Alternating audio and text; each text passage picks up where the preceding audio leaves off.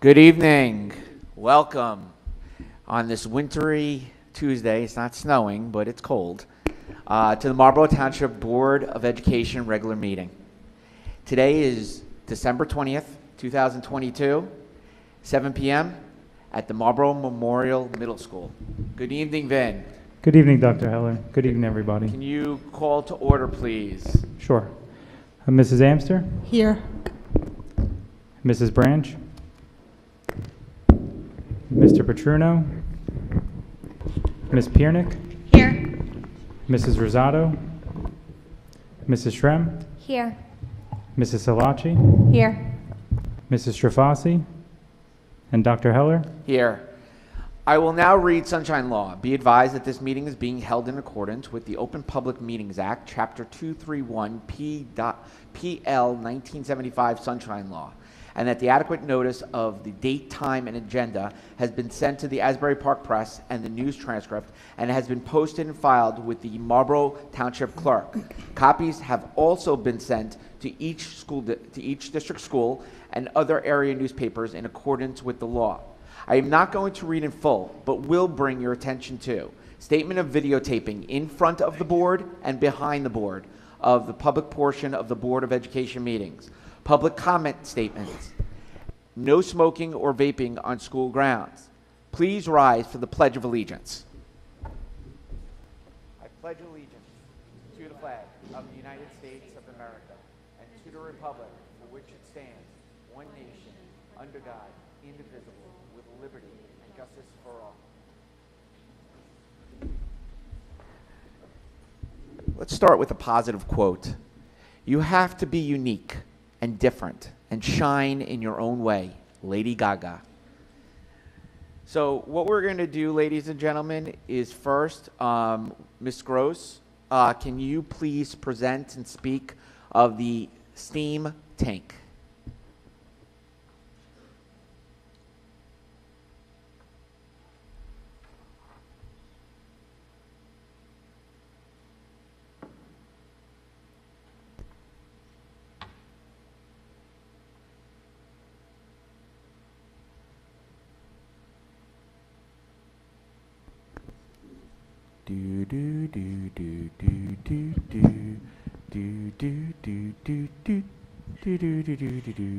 Good evening, everyone.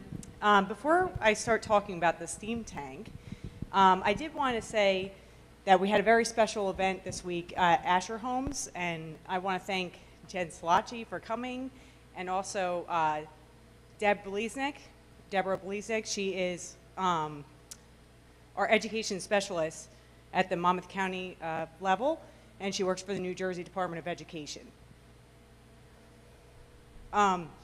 As described in previous board meetings, Michael Balone spoke about how this is actually a culmination of different activities that the kids have learned over the last couple months. And media specialists and PE teachers work collaboratively to set up the gym in a really special way. So each year there is a theme, and what this year's theme was teamwork. The students read a book at a story walk, and they did it outside, and there was a snow machine, so it was really exciting. And then that theme was applied at the Steamy Gym. So the Steamy Gym is literally, the gym is decorated with holiday lights and blow-up characters, and it's very exciting. And the kids do go through different coding activities, and they go through a lot of gym or PE type activities where they have to work together as a team. And just so that you know how exciting it is, because it is quite an experience, our first grade students, this was their first time seeing it. When they entered the gym, they said there was like lots of excitement and wow, look at the lights. So Deborah Blesnick was able to see that part, and I know, Jen, you were able to experience it today as well. So thank you again for coming. I know that Asher Homes, the teachers, really appreciated your support, as well as seeing someone from the state level coming to check out what they were doing. So now, as for another STEAM activity, as you've heard from the last several board meetings, we had two very special students present their STEAM tank project at the most recent New Jersey School Boards Association workshop this October. Maya and Gabriella, you want to come on up? And Miss Bono and Miss Young? Was Amy able to come? No? Okay, that's right. So, as you know, these two young ladies really did a really tremendous job working very hard to put together a project all of last year with the help and supervision and guidance and tremendous support from Miss Bono and Miss Young. And they were able to make it to the finals, and they really impressed the audience. We even had scientists asking them very tough questions and making really interesting comments, and they're definitely going to go far in life. So thank you so much for all your hard work, and I hope you keep going. You want to say a few words? You know, we always pride ourselves in Marlboro of teaching our students to be innovative and making the world a better place. And Dr. Hibbs reminds us that we look for the right kind of people. And these two remarkable students are definitely the right kind of people because they innovated in a product to make the world a better place for everybody. And so they are remarkable, they will go far, and Mrs. Young and I are super proud of you. Here she is making her fashionable entrance with Frankie. First of all, hi ladies, it's always such a pleasure to see your smiling faces. I wouldn't miss this for the world, even though having a small infant makes life a little difficult. Mrs. Bono, I'm sure, has already said and sung your praises. These two ladies are phenomenal engineers, and I am so proud to have been your teacher. And we'd like to present to you our certificate of participation for your amazing Project CO2 invention.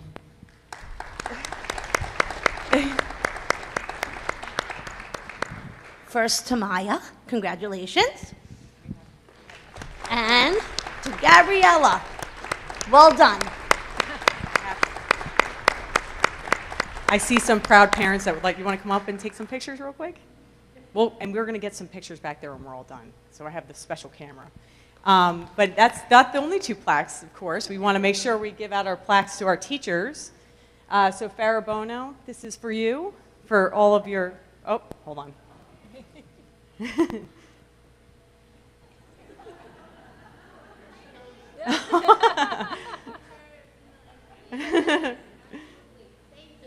Here we go, Miss Bono. So and then, sorry, I'm trying to orchestrate this. And Mrs. Young, this is for you. Thank you so much for all of your support. I know you worked really hard, and girls, I just want to say again, I know you had to go through a lot of hard work and a lot of people giving you feedback and making revisions and going back and making changes, and you really are going to go very far in life, and you should feel very proud. So it's only the beginning. All right. These ladies, just one more thing. They showed tremendous growth in such a short amount of time. And that's truly a testament to their dedication as individual workers, as well as just the whole collaboration with Marlboro teachers, parents, and students. So Mrs. Bono and I know what they achieved in such a small amount of time, and we're just so tremendously proud of them.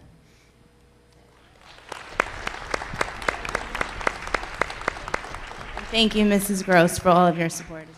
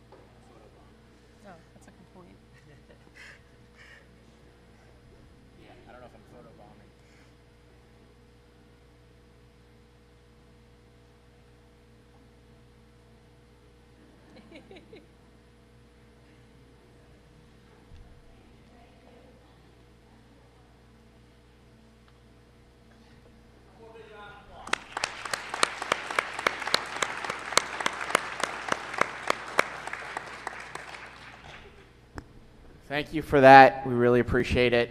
Congratulations, girls. Congratulations, everyone else who was a participant of that. And we have a future member of Marlboro School District working it out there. So anyway, would an administrator from the Marlboro Memorial Middle School please come up and present the Monarch Wind Symphony?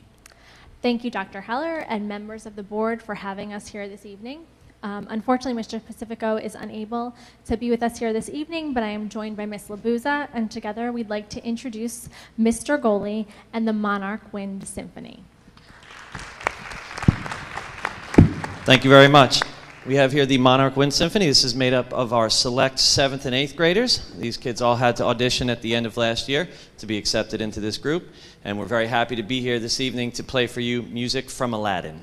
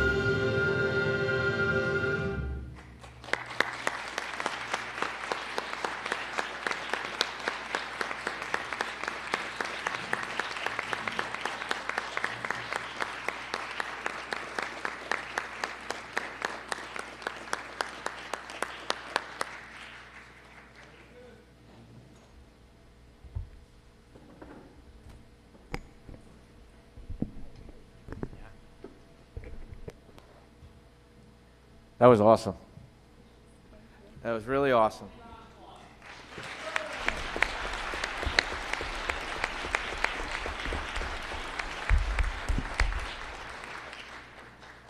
Good job, kids.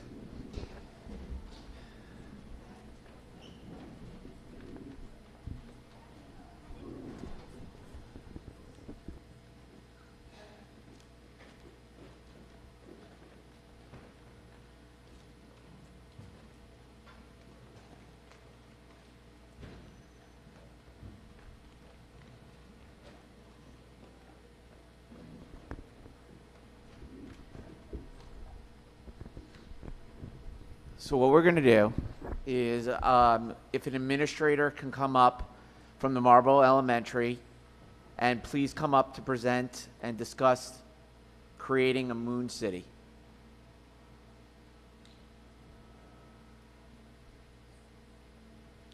Oh, yes, wait for the traffic.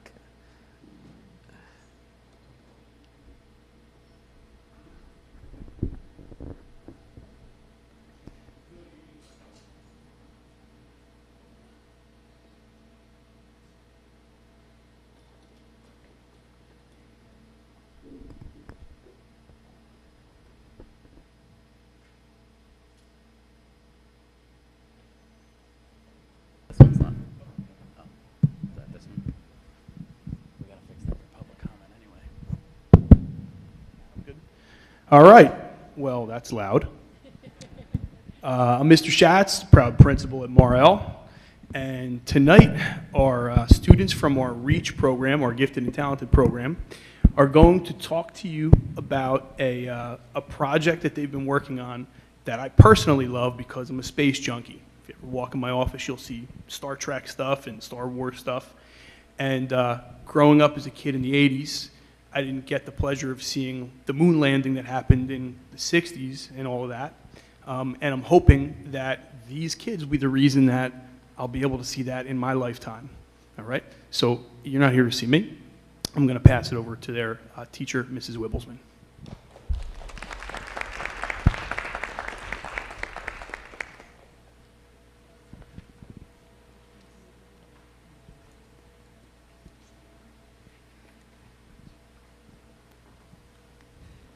Get assembled for a moment. You guys are going to go right here. Stand right back here with me.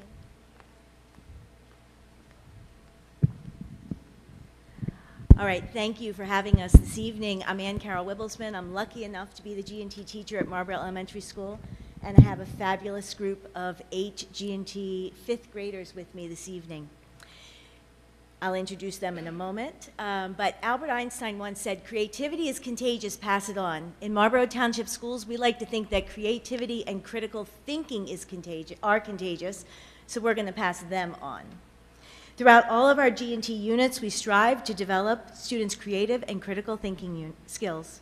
Weaving these skills through every one of our lessons, our curricular topics are explored to allow students to examine topics from multiple perspectives in an effort to develop their own innovative solutions to problems. The creative and critical thinking skills that we examine are fluency, flexibility, elaboration, originality. We then move on to analyzing, we reason, evaluate, problem solve to make our own decisions. So our following presentation is going to show you how we highlight these creative and critical thinking skills in a real world, in a lesson that we focused on solving a real world problem. How many people knew before we came tonight that NASA is planning to establish a permanent colony on the moon by 2024? That's like, well, you knew. Good, Sid. That's really soon. As the calendar ticks, I'm excited to see that happen. Our 5th grade REACH students study science fiction through literature, media, and real science. This year, I decided to kick off our sci-fi unit by exploring the Artemis mission that NASA is in the process of examining and developing. NASA is currently working to establish a lunar colony by 2024 near the moon's south pole. This outpost will serve as a command center and a control center to further explore the moon, launch to Mars and beyond, and also to offer a home away from home for astronauts that are traveling through space in the future. After researching this endeavor at length in class, our students brainstormed different types of professionals that they thought would be needed to establish such a colony. In 6 minutes, the students brainstormed, because we always have a little timer, 57 professions that they thought would be necessary. We had librarians, we had real estate agents, and then after many more discussions, we activated our flexibility to examine the list from another lens to come up with professionals that we thought would be needed for boots on the ground to establish the colony to get it started. After many heated discussions, we crafted a list of 9 professionals needed to establish Moon City. But our examination did not end there. Students were divided into 2 teams, and they had to collaborate with their teammates to reduce the 9 to 5 of the most indispensable professional teams needed. So right before you all got here, the students went around and at your place settings dropped off a little card that looked similar to this. These were the 9 professional teams that they originated with. Take a moment and just X out 5 that you think would be most important. We'll give you 30 seconds. I would just like to clarify that my choices does not depend on the future of humanity. That's right? okay. Okay. A good disclaimer. Okay. Same with all of ours. Sid said same with all of ours. None of us matter to the same extent. It's gonna be because we could just have like one of everything. Okay, when the teams presented their rosters to one another, we found that both teams, ironically, selected the same 4, but they had one outlier each. So exciting for a teacher because our debate was born. Students further researched their outlier, crafted their arguments for its necessity, and performed a formal debate for our 4th grade Reach class. The 4th graders scored the debate, and the findings we're happy to share at the end, just not yet. The students would like to share their arguments with you. NASA considers our current students their Artemis generation, the young people who will reach the outer limits of our galaxy and beyond within their lifetime. I am so proud to introduce my Artemis students to you, my 5th grade Reach students, and the teams that they're going to represent. The outlying, you'll learn in a moment, but the outlying professions were agricultural engineers and geologists. Those were the 2 that they did not have in common. So those were the 2 that they were able to debate. All right, here we go, girls and boys. I'm going to pass this along. So, introducing themselves as agricultural engineers, we have Juliana Dukes, Noah Curian, Zachariah Said, Oscar Swenson, Harrison Bennett, Alex Grunling, Siddhant Gupta, Logan Lee. And here we go, agricultural engineers. I'll pass the microphone to you. So the nature of this, we're not doing the formal debate right now. All they're going to do is share their arguments that they had prepared with the introduction, their arguments, and the conclusion. You're good to go.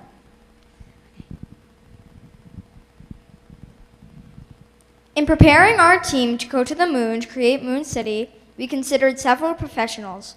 Our top 5 professions that we think are vital to the success of Moon City are a medical team, solar engineers, mechanical engineers, construction engineers, and agricultural engineers. Our medical team will keep everyone healthy. The solar engineers will solve the problem of using the sun's energy to sustain energy for the colony. The construction engineers will build useful items to assist us to travel from the moon to Mars. The mechanical engineer will design structures and items that are most important in our mission to travel from the moon to Mars. Agricultural engineers are one of the most vital parts of Moon City. They are experienced experts in growing and sustaining food. In Moon City, food that is easy to grow is very important to the survival of the colony. Therefore, agricultural engineers are one of the most crucial teams to establish Moon City. Let's hear from our geologists. In preparing a team to send to Moon City, Our squad chose 5 essential teams of professionals to be sent. These professionals are medical workers, solar engineers, construction engineers, mechanical engineers, and geologists. The medical team will be assembled to make sure that everyone is safe and staying healthy. The solar engineers will harvest the energy of the sun to power the base. The mechanical engineers will create ways to help us on the moon. The construction engineers will build domes, homes, and other important structures. Most importantly, the geologists will study the ground and atmosphere of the moon to make critical discoveries and advancements for science. Okay, argument 1.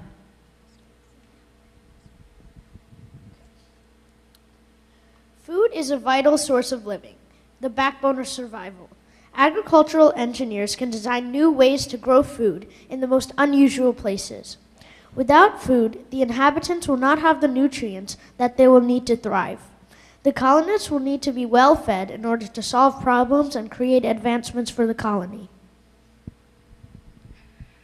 Therefore, food is extremely essential. Currently, scientists on Earth are running a trial to see if they can grow food on the Moon and Mars. If not, their missions will fail. This is why we need agricultural engineers. These essential people will have to collaborate with architects and engineers to make greenhouses and other farm areas that would sustain plant life. To support this, the U.S. Bureau of Labor Statistics states, agricultural engineers solve problems concerning power supplies, machine efficiency, the use of structures and facilities, environmental issues, and the storage and processing of agricultural products. Foods that are easy to grow in harsh conditions are very important to the survival of Moon City. According to NASA.gov's article, How to Grow Food on the Moon, it states, space botanists are working on strategies to grow crops on the lunar surface as NASA makes strides towards sending astronauts to the moon through the Artemis program. A team of scientists at the University of Florida successfully grew small plants in lunar soil brought back during 3 different Apollo missions. Clearly, the agricultural engineers are essential to the establishment and ongoing success of Moon City, as scientists on Earth are already preparing. Take it over to our geologist now. A geologist studies the ground and atmosphere, helps keep areas healthy, and locates sources of water. The moon needs to be a safe place to live. There could be toxic gases, minerals, or other organisms in the ground or the atmosphere that could spread disease to wipe out everything. Therefore, geologists are crucial to the success and survival of Moon City. As CareerOneStop.org indicates, geologists study the composition, structure, and other physical aspects of the moon. Geologists will be able to test ground rock samples to find safe spaces for the inhabitants.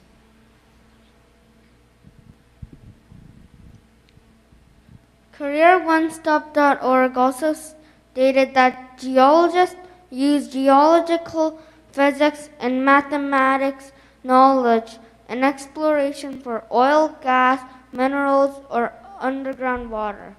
Geologists do so much more than just study surface areas. They can study the atmospheres, work with electrical and gravitational forces to prepare the region for an agricultural engineer to come in and do their magic to grow food. In addition to making the area safe, geologists have the opportunity to find exotic and rare resources that could be valuable to the settlements and to Earth. For example, geologists might uncover large sources of uranium, which we can use as a source of energy on the Moon, Earth, and take with us to Mars. Geologists are indispensable to the team for their contributions to local health and gathering resources. Also, fresh water as we know it is scant on the moon, so a geologist will be needed to find other sources of water. Oxford.com said it best when convincing us that geologists are important to the success of Moon City when they stated, "The geological characteristics of the moon provide the fundamental data that permit the study of the geological processes that have formed and modified the crust, that record the state and evolution of the lunar interior, and that identify the external processes that have been important in lunar evolution." All right, our two arguments have been made. Geologists are not as important as agricultural engineers to establish Moon City because they provide less assistance in basic needs. According to the LSU Department of Geology and Geophysics, it states, geologists study the materials, processes, products, physical nature, and history of the Earth. While this is helpful, it's not a necessity to the survival of Moon City, and potentially the success of the ultimate mission of getting to Mars. Agricultural engineers will design greenhouses to grow plants and other important sources of food that will fortify our scientists and colonists to create solutions for our future on Moon City and beyond.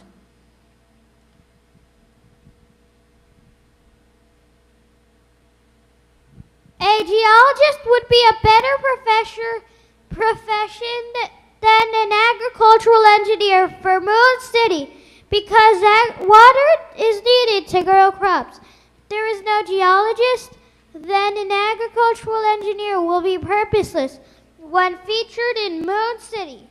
Also, agricultural engineers need to plant food in soil. What if the soil is poisonous? People wouldn't know without geologists. Evidence that supports our argument from careeronestop.org states that a geologist will use geological physics and mathematics knowledge in exploration for oil, gas, minerals, underground water, or other environmental problems. Although an agricultural engineer does worthy work, a geologist's discoveries are more meaningful. An agricultural engineer will be focused on water conservation, but we first need a geologist to find the water, or they would not be able to grow their crops. If a geologist did not prepare the area for safe agricultural farming, then the possibility of successful growing of crops could crumble. Without the proper survey of the land and atmosphere, the rest of the scientists would not be able to do their jobs to create a successful Moon City. In conclusion, the 5 professionals that are most needed on Moon City are the medical team, the mechanical engineers, the solar engineers, the construction engineers, and the agricultural engineers. Overall, the most important is the agricultural engineer. These special engineers will make sure that Moon City is thriving from an abundant supply of sustainable food and resources. On the other hand, geologists are the least significant. They study rocks and the ground, which can enhance Moon City. However, we first need the basics of survival in Moon City before we can start improving and refining our colony. Altogether, agricultural engineers will sustain food in greenhouses and provide enough food for living on the moon. They provide our lifelines on the moon, enabling the scientists to be nutritionally fortified so that they can discover solutions to live beyond Earth's atmosphere. In conclusion, all of the scientists that helped to establish Moon City are important. In order to create such a colony outside of our atmosphere, they will all need to collaborate and work together. But it's necessary for geologists to survey the land and atmosphere first to make sure that it is a safe place to establish. They not only study the soil and land, but they help with finding the attributes of the atmosphere to determine its viability for our future discoveries and advancements. And there you have it, folks. They make a really good argument for an agricultural engineer or a geologist. And if I were them, I would go back and nix one of their other choices and add these two together. So you just hire both. Thank you for your time. Thank you so much. Awesome job, guys. You should be proud. Thank you so much. So parents, you're welcome to leave with your children. They don't have to stay for the events here. They can go up and go about themselves. In fact, what I'm going to do is I'm just going to do a 5-minute motion for a break. Do I have a second? 5-minute recess. Kathleen, do I have any all in favor? All opposed? Say none. Okay, we're good. 5 minutes. There you go.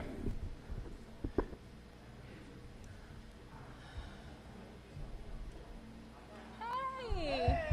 How are you, sir? Good to see you. Good to see you too. Sorry, my hands are cold, right? Yeah, I'm so sorry. So freezy outside. It's so cold. I'm doing good. Yeah? Very. What's USS Bowfin? Is a hat. What, is that Coast Guard or Navy, right? I think it's. Is it Navy? My nephew is in the Coast Guard. That sounds And cool. he is currently stationed.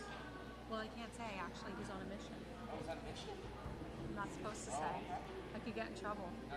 So I'm not supposed to say anything. But I know he's safe, and he's on a mission right now. So, do you have any aspirations to do military, or you just like the hat? You're in sophomore year, right? Yes. So you got a couple more years to go, right? Yes. How's everything else going? How's your family? Yay! Great. Nice. Great. Yes. That's awesome. Now, what are you doing for the holidays? Saturday we're going to Brooklyn to see my family. Nice. And Sunday I'm going to stay home all day. Okay. Christmas Story all day. I'm taking. Wait, what are you watching? Christmas Story. Oh, Christmas Story. Oh, of Yes. course, of course. You like that? Yes. He watches all-out show, all-out video. Do you really? Yeah. Yeah. He enjoys God, it. God bless you. I ran into him at the high school with mom and dad. Ah, okay. So we surprised him. Are you like, so you're Marlboro, right? Yeah, Marlboro High School. You like it? Yes. Yeah. My son just is a freshman there now, and my daughter Sienna. You met Sienna, right? Yeah, in June. Yeah. She got accepted into Rowan. Did she really? And she got Is that her first waitlisted. choice? No.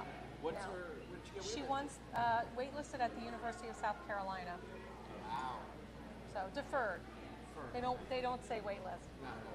Did you watch the soccer? I watched it in school, but then. Oh, you didn't watch it at home? We watched. So Andrew plays soccer, and we watched it. We all got up at like 10 o'clock. Missed church. Oh. But I went later. We did the But you were 5. good first. We did the 5:30. We did the 5:30, so it wasn't horrible, but.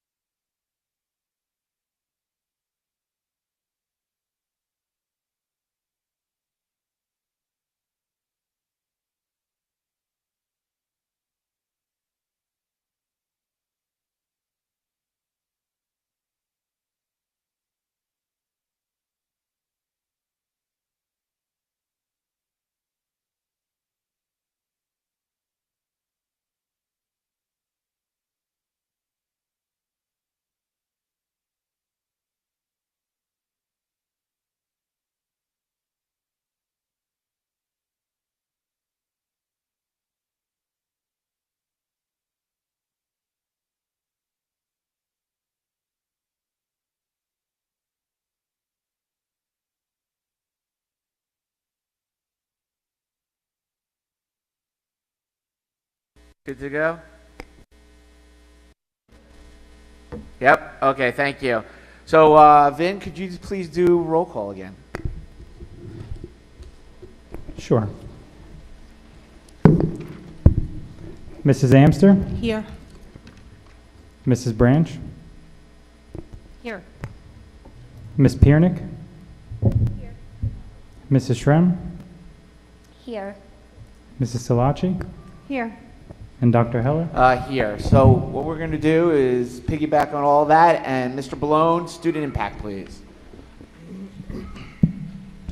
Thank you, Dr. Heller. As we do every month, every regular board meeting, we highlight students and their impact on the district. Throughout the month of November, Marlboro focused upon the character pillar of citizenship.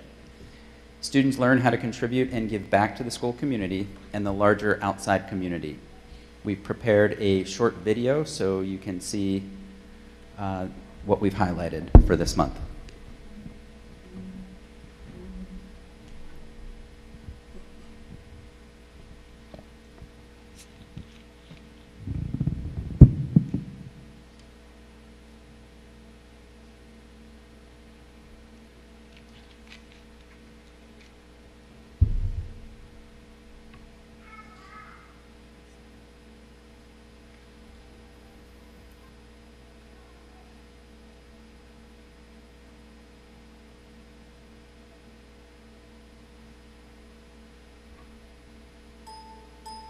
Amount of canned and boxed goods and over $1,300 to help.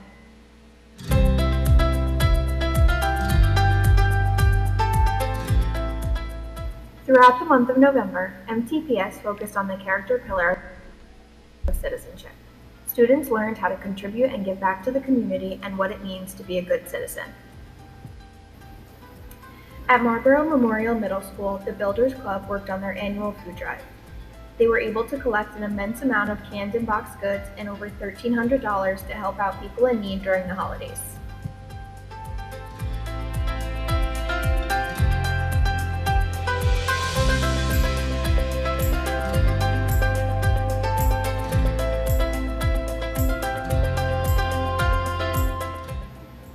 At Robertsville Elementary School, students demonstrated this month's pillar by writing letters to local senior citizens. The letters were given to the seniors at their Thanksgiving luncheon celebration at the Marlboro Rec Center. The kind words from the students were able to bring smiles to their faces.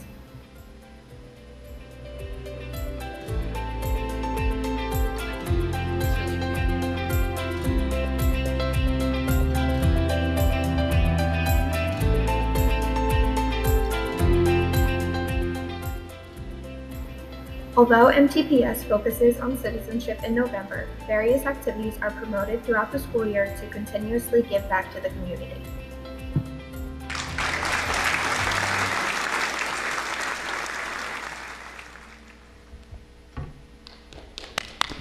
Thank you. So, Dr. Hibbs, announcement, please. Yeah. First thing is that happy to announce that on January 19th at 1 p.m. In the Commissioner's Meeting Room in the Hall of Records, Main Street, Freehold, the Board of Commissioners will recognize Frank DeFino Central Elementary School for achieving National Blue Ribbon status. They're also going to recognize the Allentown High School Marching Band for being national champions for the second year in a row. Wow. So, pretty amazing day coming up on January 19th. And we also want to really highlight and show appreciation for SCOPE, which is Marlboro's version of the Special Education PTO, for their generous donation of raffle prizes in support of Inclusive Schools Week, which took place on December 5 through 7. Students across the district created posters to illustrate what inclusion means to them and were entered into a building raffle for the chance to win one of 8 kindness-themed prize baskets. So thank you to SCOPE. Jess, I know you did a lot of work with that. Thank you very much to you and all the other members. The baskets were beautiful, and we're not going to read kids' names, but 8 students won baskets. So, very good. Yeah, thank you. Thank you so much. Vin, building maintenance personnel and motor vehicle abstracts, please. Sure. All abstracts are run and all have privileges in good standing. Beautiful. Sounds great. Before we begin public comments, I'd like to remind everyone that this is an opportunity for members of the public to address the board. It is not to be used to disrupt the meeting or interrupt anyone at the microphone. If anyone calls out from the audience or disrupts the meeting, you will receive no second warning, as this is the first warning. If this continues, then you will be asked to leave. As always, we look forward to a respectful dialogue and to conduct board education business in an efficient and effective manner. Videotaping is in front of the board and behind the board. So let's move forward. Those who wish to speak should state their full name and place of residence. Comments should be limited to 3 minutes. Please use a timer in front to be mindful of your time. Members of the public should be respectful and avoid back and forth or debate with administration, professionals, or board members responding to the inquiry or comment. Again, no back and forth, be respectful and civil. School board members and administration will withhold comment until after public comments. Vin? Sure. First up is Mrs. Robin Bornstein.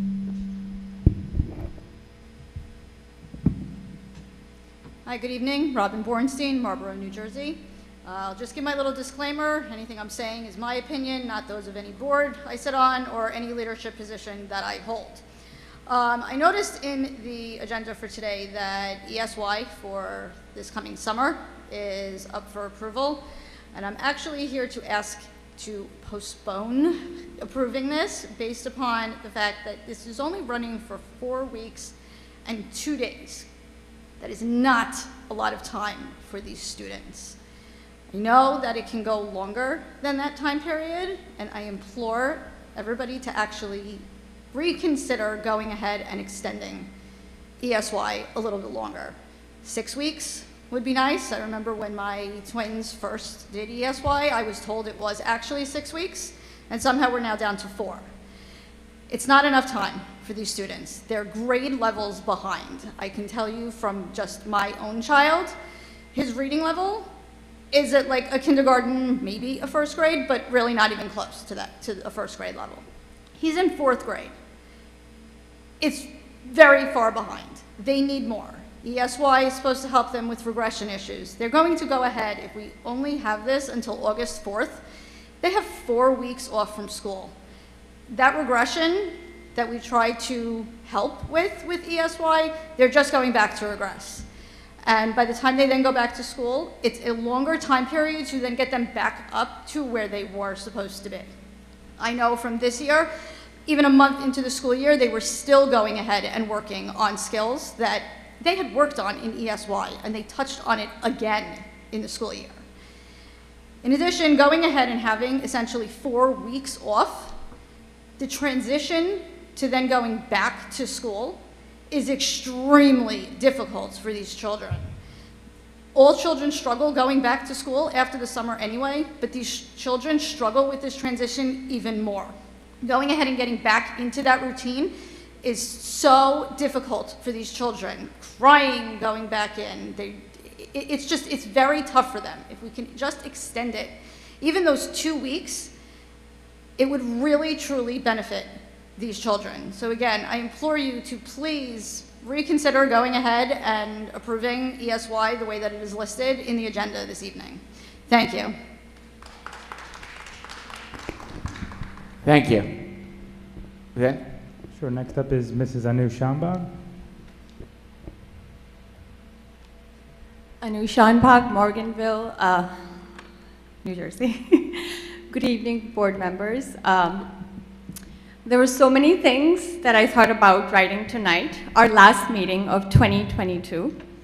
This was a tumultuous year in so many ways, and for me personally, I learned so much about our Board of Education, our school system, running a campaign, getting to know parts of Marlboro I never knew existed, meeting people I never knew before, and developing great relationships and even friendships along the way.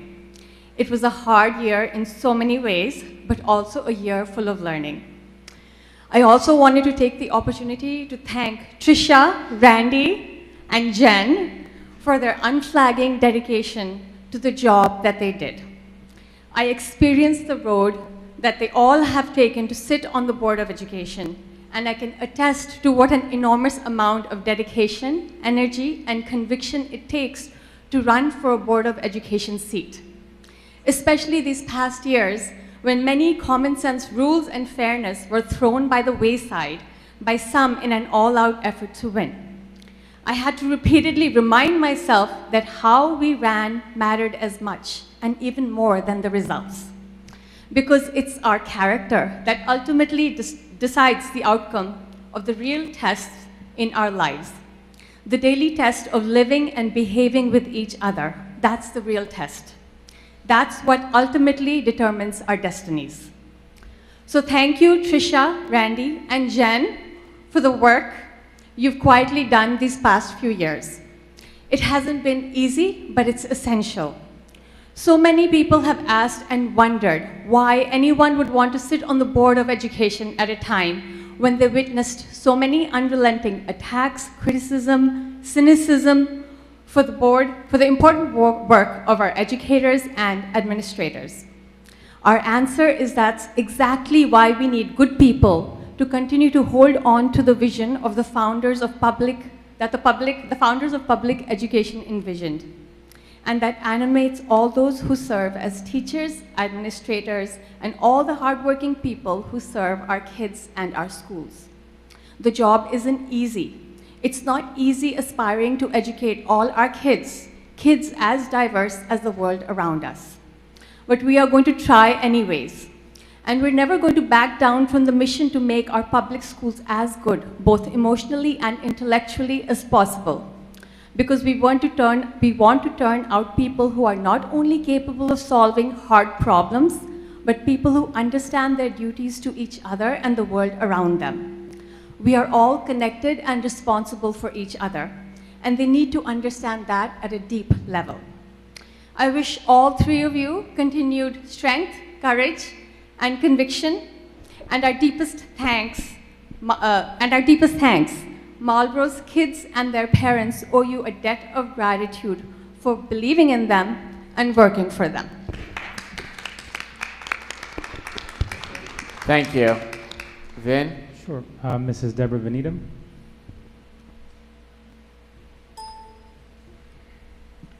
Good evening, Deborah Venedum, Morganville, New Jersey. 2 questions, just old business. What is going on with Monmouth County and the polling? Has any changes been made? My second question is, we are halfway through the year with the ESS contract. As far as I can recall and remember, I thought that there was supposed to be some reporting at this meeting before the new year to see where we're at. The reason why I'm asking is my son goes to Marlboro Middle School, and he has come home, not so much with his core teachers, but his electives. For 1, maybe 3 weeks, he was being sent to the auditorium. So obviously, some things have not changed. I would like to know what's going on with the substitute situation. Thank you. Thank you. Vin? Sure. Mr. Sutej. Mrs. Angela Colby.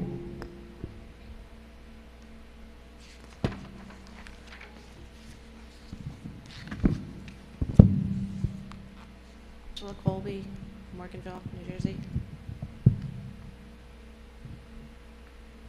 As I looked at the agenda today, I appreciate the early planning for the ESY. And of course, I'm speaking as a mom, not as a CPEG co-leader or any other activities that I belong in.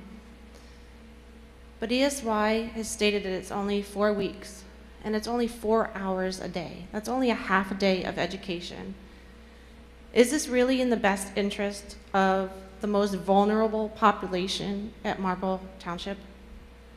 We've seen the testing scores of the general education, and they're not really great. And we know that the special education is probably even worse. It's below the standards, and there's huge gaps in those kids' learning.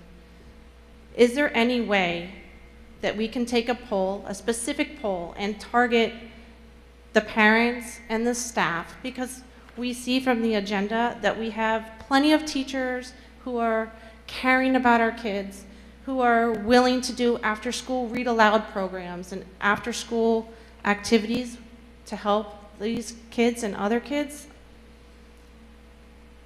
23 days is not a lot of time. And they have 4 weeks off of school even after ESY is over. The transition for kids to go in and out of school is really hard for them. And we're supposed to be working on regression and learning and bringing these kids back up to speed, and we're just so far behind. My daughter's in 4th grade. She's only at a 2nd grade reading level, comprehension, and it's just sad that we can't find ways in our individual learning plans to bring them up, to take the extra time. Parents are paying for tutors after school. We have OT, we have speech. There's so much going on. We just are asking, or I'm just asking, if we can postpone the ESY, have Dr. Blair come in and have a plan. We usually don't vote on this until June, so this is really early planning stages. And I'd just like to see if she could send out a survey to the parents and the teachers to see what kind of supports we have to extend ESY. Thank you. Thank you. Vin? Mrs. Ashley McCormack?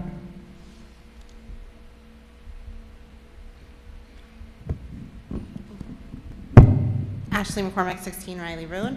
On page 21 of the agenda, item number 22, I just need clarification from a board member, please, on the details of what the social and emotional character development lab services are. That's it. Thank you. Thank you. Vin? That is it on my list. Thank you. Administrators and board members will respond afterward. I'd like to take a motion to close public comments. Do I have a second? Jess? Any discussion? I see none. All in favor say aye. Aye. All those opposed say no. The ayes have it. Would anyone from the board and or the administration like to comment on anything? Yes? Yeah. Dr. Hibbs? Yeah. I can just clarify. Ashley, what was the page again?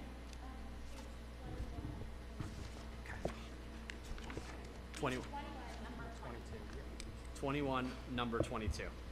Perfect. Thank you. Okay. So I think that a couple different times the concept of ESY came up. And we've talked to Dr. Blair a lot about this, about the planning.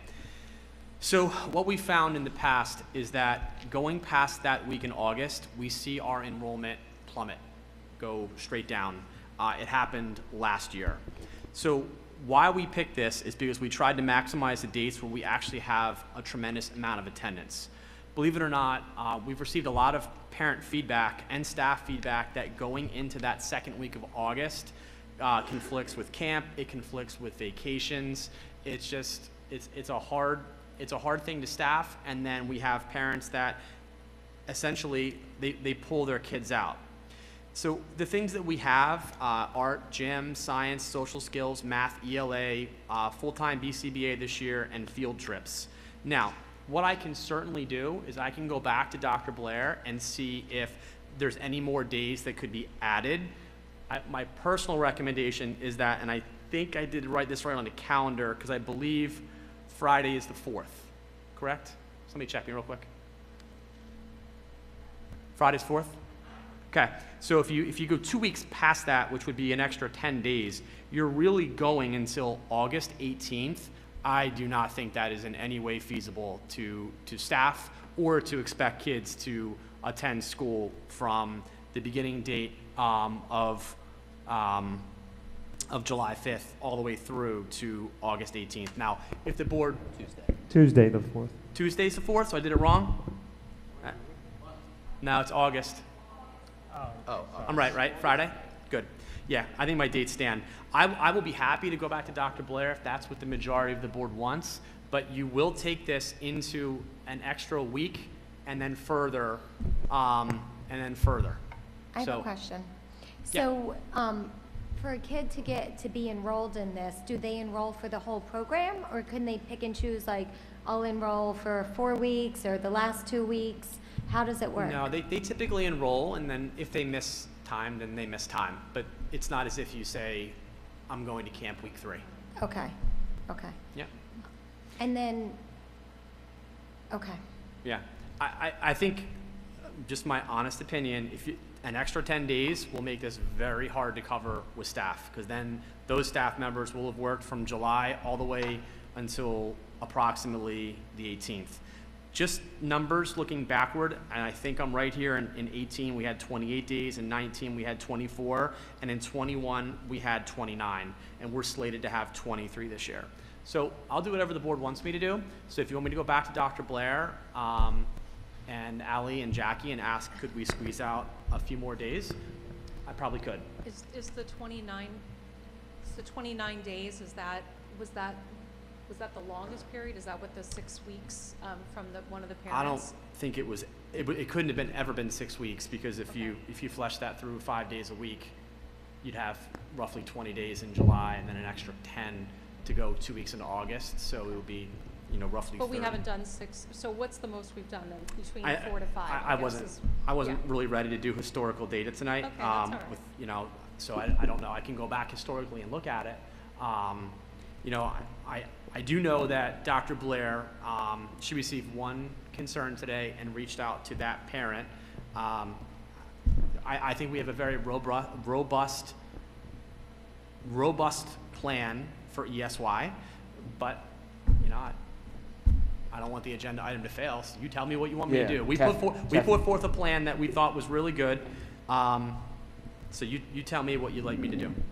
I mean, can we take a poll to see how we're feeling? And if we want Dr. Hibbs to go back to Dr. Blair, then we should do that, and we could always re-vote on this next month. Because to be honest, I was trying to look when we voted on it last year for this past summer. I don't recall it being in December. I could be wrong. So So basically, we don't have enough information. Or do we? I don't know that you don't have enough information. I think that if the information you want is, can Dr. Blair add on days, what would it look like, that's different. Right. Is there any other, without doing it as part of the ESY, is there additional things? If there are certain parents that say, I would like a little something, is there any other way that we could address? Because I see what you're saying about it just drops off, right? So now we're staffing and we're spending the money to staff something, and then we're going to have a very small amount of people attending. For those small amount of people that might attend, is there something that we can do? Is that something that Dr. Blair could consider? That's not necessarily ESY? I don't know. Sure. Wait, so all three of you ladies wanted to talk. So who wants to talk? I've been wanting to talk. Okay. So I just was curious if they asked the teachers who are doing the ESY how long they can do it, if they polled them or whatever. Yeah, so last year what we had was that final week, we had a significantly high number of kids out, and we had a significantly higher amount of staff that we needed to restaff because they wanted to take their vacations and have their summer. Okay. Did they poll for this year too, like asking in advance? No, we did not. No, we did not poll, and we could do whatever, but I question what that would look like. Would you go out to all your parents and say, if we were, I think the better play is that what number are we really looking for, and then just designing it that way. Jess, did you? I was going to say, can we poll the teachers and see how many of them would be available for an additional week to add 5 more, like whatever, a few more days to get it back to where it used to be? Yeah, we haven't. On this agenda, it's just ESY, correct? It's not the staff that are to do it yet. No, it's just the dates on this agenda. Yeah, so we haven't even posted for ESY yet. We were just placeholding the time frame. So in order for me to do that, we would need to do a rush on who the people are, if that makes sense. Which is, I don't recall when we posted for. Vin, do you recall, or Mike, do you recall? It's probably in the spring. We posted springtime. So it's way early for that. So maybe it might be best under the circumstances to pull it from the agenda. Let's just pull it, and then how about I go back to Dr. Blair and see how many days could be. We pull it from the agenda, and then let you guys go through whatever you need to go through, and then we go from there. So I'll make a motion to take out the 2023 extended school year program under the curriculum matters. Motion to table it. Do I need a second? And I need a second for that, Kathleen? There is no discussion. Roll call, Vin. Mrs. Amster? Yes. Mrs. Branch? Yes. Ms. Piernick? Yes. Mrs. Shrem? Yes. Mrs. Salachi? Yes. Dr. Heller? Yes. Okay, motion passes. Okay, so we'll take curriculum off. Let me just finish off. Yeah, Is that okay? please. Yep. So I think that covers Robin, Anu. Always a good year for learning. Always. That was very nice what you said. Polling, Mrs. Venedum, you are going to see in the new year a change to the district calendar where we're going to have to close in June because Marlboro is unable to move polling locations outside of where they are. I was told that it would impede on a fair and open process and people would be standing in a tremendous amount of lines which could raise concerns. So I tried really hard. I took it as far as I could physically take it and that's where we are. So moving forward, what we're going to see is that you're going to see election days in both November and June be days off from school. Regarding this, is there anything as like citizens of Marlboro that we can do? Like, is there any further way that we could progress it? Like, I'm a resident of Marlboro. Who do I need to talk to? So, or who do we need to talk to? Yeah, it's a great question. So this one was actually, we went all the way to Monmouth County. And then what happened was it came back to Marlboro to really look at all of our polling locations and to see where they could be moved in a fair way. And Marlboro is firmly convinced that they cannot move this and have it run effectively. ESS, I think the easiest thing to do is to just run numbers at the January meeting. I mean, our numbers are significantly up from where they were. Mike, you want to just I can speak generally to it. Yeah. Before we started back that prior spring, we were in the high 30% fill rate. We then jumped to the low 60% fill rate, and now we're at the 70. September, I believe, was around 70, and I think our latest was 75%. So our fill rates are certainly where we wanted them to be. I think it's important to understand as well, there are isolated examples, and I'm not sure, Mrs. Venedum, I think you had mentioned, I think you said related arts, correct me if I'm wrong, but there are positions like Spanish positions where they're not necessarily, we're not attempting to fill them through daily ESS subs, we're looking for long-term subs or replacement teachers, so there are a variety of positions where we're still having challenges finding substitutes. So that, without speaking to you personally, I don't know exactly which class you're talking about, but that could be one of those. Yeah. But our rates are yeah, where we want them to be. and we're happy to give you the concrete numbers in January. Yeah. Actually, if I may piggyback on that, because I did my own research and everything, and this is actually accurate information. So within 30 miles, I just want everybody to put, because there's been such conversation about this ESS, and it's become somewhat political, and it shouldn't be. I just want people to truly understand. Within a 30-mile radius, there are 55 school districts within this town. Colts Neck Township has had ESS since 2021. Middletown Township since 2019. East Brunswick School District since 2020. Fairhaven 2020. Shore Regional 2015. These are similar to not East Brunswick because I mentioned that, but it's similar to Marlboro. West Long Branch 2017. Ocean Township 2014. Jackson 2016. South Brunswick 2015. Rumson 2016. And so on and so forth, because there's a ton more that are comparable to Monmouth, to Marlboro. So I'm not sure what the issue is, because these school districts, Somerset Hills School District, Watchung, Toms River, all since 2014, 2015 have had ESS. There is no, based on what we've been told and what I have seen, that we are able to fill those spots more with having this established organization okay, that has to do background checks. It has to do rigorous everything. Everyone who comes on board has to do our videos, correct, Dr. Hibbs? Okay. Yeah, they have so requirements. So I'm just trying to understand, and I'm just saying this out loud because I think I've earned that opportunity to say it out loud, that there are these districts that are offering and have had it for a while, and obviously it's working, or they would have stopped it a long time ago, and these are comparable to Marlboro. So I'm just going to end it there. Thank you. I just want to, my recollection is that we were continuing to look at it and that we were going to make a decision in the spring, which I won't be here, but that because our contract comes up again at the end of the school year, and my recollection was that we decided to give them an extension because we really wanted to understand was it working or not working. And I think in the end, Vin, when you present to everybody, we'll talk about the financial wins we're assuming into utilizing ESS. Paul can talk, more to Michael, about how successful or maybe not. But that was my recollection, was that we were giving it this year because we didn't give it enough time to give a true understanding of the impact on the district. That was my remembrance. Yeah, and when the board's asked to reapply, and Vin, when would that come?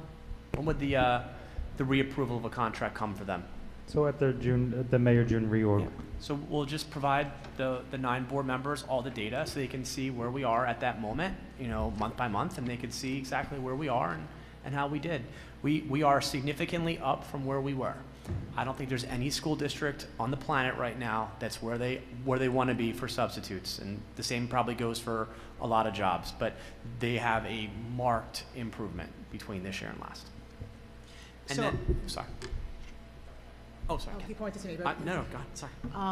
So are we going to have a full report in January? Because I do vaguely remember, now that Ms. Vanita mentioned December, I do vaguely remember this back in September that we were going to get a report in December with new numbers. So will that report be available at one of the meetings in January? Sure, we can do that. Thank you. Did you have anything else, Dr. Hibbs? Yeah, number 22 from Mrs. McCormack, they help us with our character pillars and our character development program. That's what they do. Anybody else from the board? No? I see none. Thank you, Dr. Hibbs, and everybody else. Dr. Hibbs, communications, please? No, sir. Nothing. Okay, so hold on.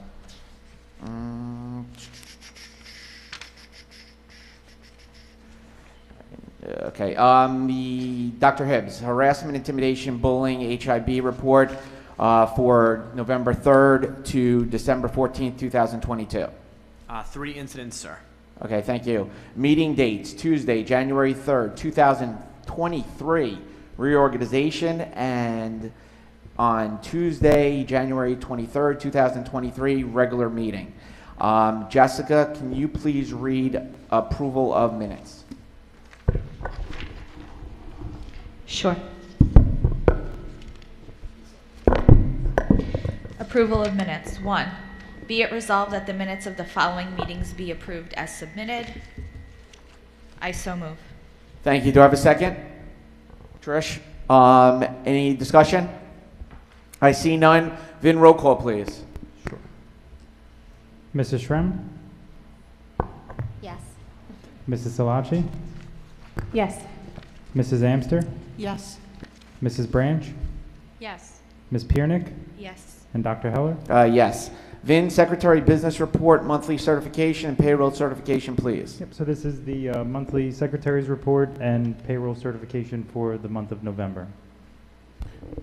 Perfect. Thank you very much.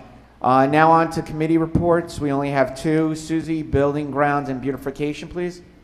Do you have anything, or Dr. Hibbs? Yep. So we met early. Or Vin. We met early in December, and we discussed just the ongoing projects that are going on throughout the district, such as the Morganville renovation, which is at the tail end of completion, our update for our HVAC project. So Dugan should be starting up in January, but Defino unfortunately has been delayed, so it's probably not going to be till March now due to the materials. So it seems like Defino seems to be the issue when it comes to supply chain. We discussed some of the important projects that we could see forecasting that I'll get into in my budget presentation, and that was, the Abbott generator and starting to continue the HVAC plan. Also, what was brought up is to offer any, sitting or new board members come January to set up a time and a date. We can only bring up to 4, but in groups of 4 to go see the Morganville property and to possibly go walk around some of the schools.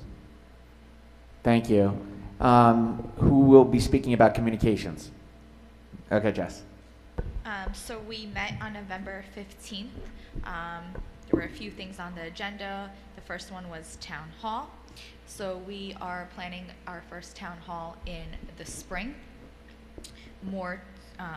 We will be talking about it as a new board, and when we have our new communications committee, about how exactly that will look like and about what topics, because we also discussed surveying parents regarding the town hall and parent academies. So recently a survey was sent out. It was not in Genesis because some people weren't able to access their child's grades and whatnot. So we sent it out in Google Forms, multiple choice, as well as another option for parents to fill in anything else they wanted to share with us. So we need to go over those results to determine the next town hall as well as parent academies. Thank you very much. Yeah. So, Dr. Hibbs, 2023-24 school year calendar, please. You got it. And I want to give a thank you. I think she might have left. Mrs. Vanedum left, right? She supplied some feedback about always, or whenever we can, to have more open-ended responses, and we absolutely adhere to that. So I wanted to make sure I thanked her for that suggestion. And just in case you missed it, Morganville was a building that was literally brought back from the dead. Mr. Lalansky is sitting right there. He could probably tell you off grid how many conversations we had about Morganville. Can't wait for you to see it, sir. You're going to be proud. Unbelievable. It is unbelievable, the work that we've done, and a lot of it has been done in-house by our own incredible employees. John Rubio literally, I think, sleeps there. I'm kidding, he does not, but you would think that he does. So it's truly amazing. And in case you missed it, Dugan and DeFino are going to get fired up with AC before it gets hot. That is the absolute plan. And depending on the budget for next year, we're going to also hopefully have another school in the budget. That's the plan. Mrs. Vanedum, I gave you a shout out for your suggestion. I'll be sorry. I'm giving you a shout out. You're awesome for the open-ended responses. When they were in our survey, so thank you so much. Okay, on to the calendar. So what we every year, the calendar in Marlboro is an interesting task to try to fit in a lot of the things that have meant something to us that make us Marlboro. So I'm going to give you some highlights because every calendar stands on its own. Can you hear me this far away from the microphone? Okay. So we're going to have professional days on both Friday, September 1st, and on Tuesday, September 5th. Please note that Labor Day is smack dab in the middle, so staff will come back the Friday the 1st. Labor Day, we're all closed, and then the second professional day will be on the 5th. The district will be closed for Yom Kippur on Monday, September 25th, and Rosh Hashanah happens on the weekends, so you will not see this on this calendar. In case you were wondering, it begins the evening of Friday the 15th and ends the evening of Sunday the 17th. So we're taking our professional day on this calendar and moving it back to October to Columbus Day, which is on Monday, October 9th, which will be a day that is closed for students. The district will be closed on Tuesday, November 7th. As we stated before, the township was unsuccessful in moving it, which will necessitate a close. We will also be closed on Thursday, November 9th and Friday the 10th for the NJEA convention. Diwali next year is on November 12th, which is a Sunday, so no day off is required. Thanksgiving recess will begin with a one-session day on Wednesday, November 22nd, continuing through Friday, November 24th. Winter recess will begin with a one-session day on Friday, December 22nd, and students will return to school on Tuesday, January 2nd. The district will be closed on Monday, January 15th for Martin Luther King Day. Lunar New Year is February 10th. That's a Saturday, so no day off is required. Our fourth professional learning day will be on February 16th. President's Day, the district will be closed on Monday, February 19th. Spring recess will begin on Friday, the 29th of March, and students will return on Monday, April 8th. Easter is Sunday, March 31st.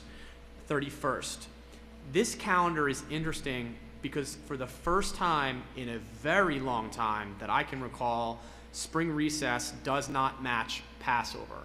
So we have stayed in tune with both, I believe, Freehold Township and absolutely the regional.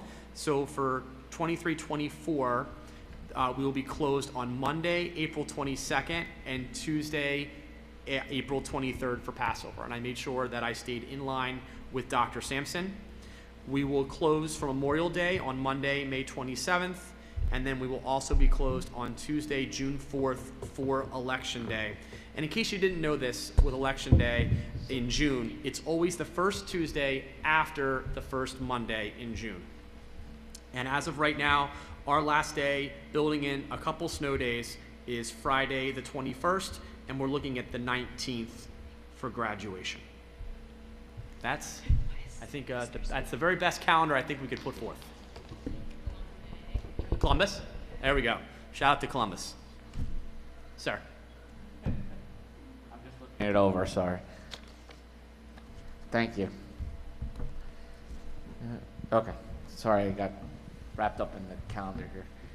Okay, so, Mr. Malone, fall 2022 Start Strong test results, please. Thank you, Dr. Heller. Good evening, everybody. So I always use this disclaimer regardless of the performance levels of the test scores. Using one data point to draw conclusions about, in this case, student achievement is never a good practice. However, the data points that you'll see here are actually very good. Our students did well on the New Jersey Start Strong, which was administered in the fall.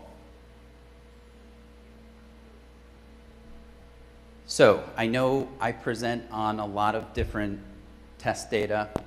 So what you're looking at is Start Strong. What is it? It's an assessment in ELA, math, and science. In ELA and math, it's in grades 4 through 8. And in science, in this school district, it's grade 6. Standards are aligned to the previous academic year. So that's really important.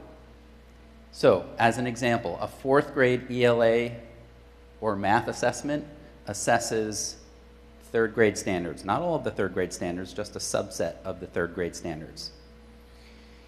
And for those 6th graders who took the science assessment, those standards are actually, they span from grades 3 through 5. So it doesn't just go back 1 year, it goes back multiple years in science. The proficiency levels, just so that the DOE keeps us on our toes, they have different proficiency levels than the other assessments. There are only 3 proficiency levels, and you can see here if the lowest proficiency level is a score of a 1, and that is indicated by strong support needed.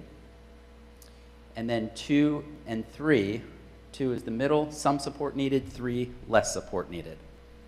Notice there's nothing that says no support needed. So it's very difficult when you're looking at a subset of standards to really determine exactly how students are doing. This is just to give you a snapshot of, are our students prepared for the current grade that they're in? Why is this test administered? It's a single data point to help families, all of you, understand the level of support that your child is likely to need this year. Now what? Okay, so now we have our scores. You received your ISRs, as they're called, and you should have received those from my office recently. What can you do? Now, on those ISRs, there's boilerplate language from the New Jersey Department of Education. But we understand that that sometimes could, to non-educators, could still be confusing. It could be a lot of information. You really don't know where to begin. So what we did just yesterday we put together a communication. I'm hoping you saw it. If you didn't, please check your email. There's a communication that really helps link this data and other data points that we have in the district to the MTPS practices and the supports that we have for all of our students, ranging from special education all the way to gifted programs. So I think if you click the link here, and we won't do that, Zach, because I have a screenshot of what that link looks like, but basically my communication was, here are the supports that we have here at MTPS, and I directed you to a link, and this is just a snapshot of what you'll see on the web page.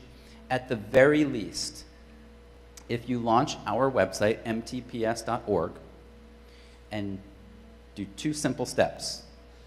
Click on curriculum, which I know it's probably difficult for you to see, but it's the last tab on the right in that red box. And then if you actually click on it rather than hovering, this list will come up on the right side. And down here, again, I know it's blurry for you out in the audience and most likely on the video, but it says student support. And that will launch this page here on the left side. And again, this is just a snapshot, but it's a very long list of the different supports that we have for students. In reading through that, we encourage you, if your child is either struggling or needs acceleration or just needs academic attention in some way, shape, or form, please reach out to your child's building principal. That person is essentially the hub to various resources that we have. We have literacy coaches, math coaches, behavioral specialists if behavior is affecting academics, the child study teams. The principal can really be your central location to help cater to the needs of your child, whatever need that he or she may have. So we really encourage you to do that. Back to the testing data. So as I mentioned, it's grades 4 through 8. Remember, we go back a year in standards. That's why grade 3 students don't take this assessment, because they can't go back to second grade. So here we have English language arts performance in grades 4 through 8. Our 4th graders, just to orient you a little bit, we have the total number of students tested, proficiency level 1 on the left side here, and then on the right side we combine, as we always do for state testing data, the top 2 levels. So proficiency level 1, which is the lowest score, 16% in grade 4, 84% for proficiency levels 2 and 3. Grade 5, we have 92% proficiency levels 2 and 3. Grade 6, 82%. Grade 7, 83. And grade 8, 87. Again, we're happy with this performance, but we don't use one data point to draw ultimate conclusions about student academic readiness or performance. We look at several data points. And here are our mathematics scores. Remember, we layer on Algebra 1 and geometry to our high-level math students. So we'll start with grade 4. Proficiency levels 2 and 3 at an 85. Grade 5, 83%. Grade 6, 79%. Grade 7, 77%. Grade 8, 79%. Algebra 1, 99%. And geometry, 100%. Not surprising.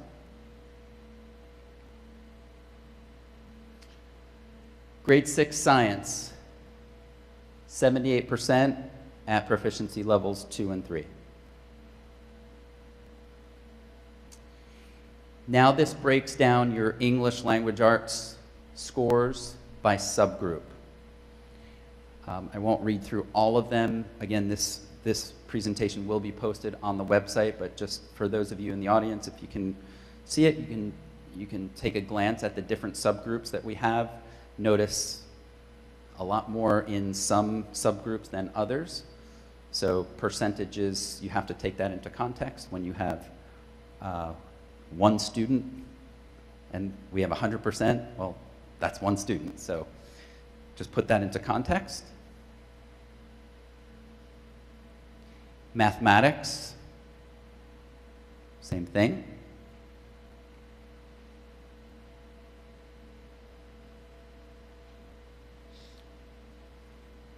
And science.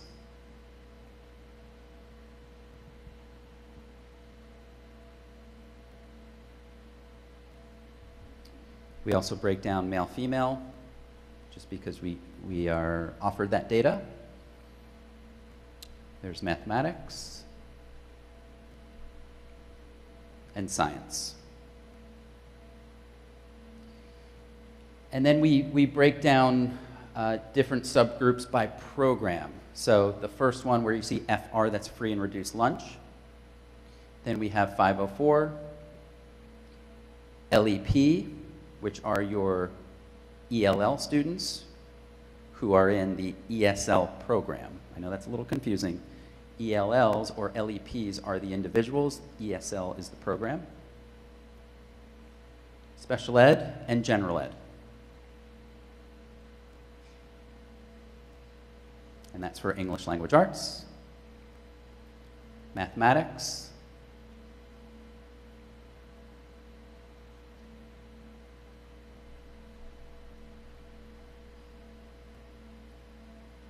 and science.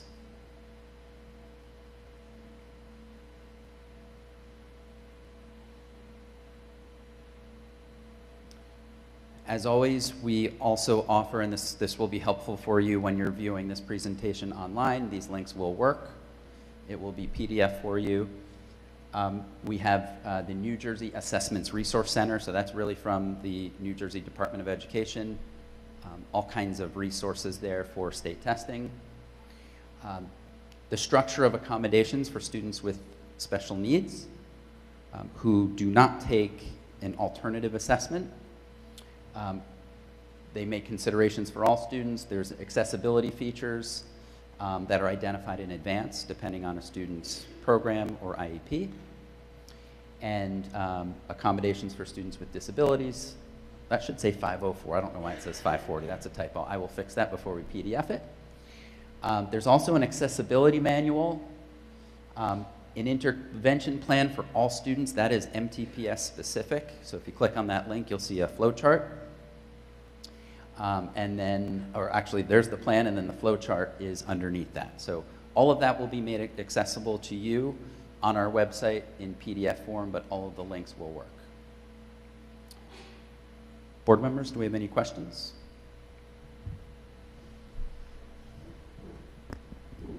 No, thank you very much. Thank you.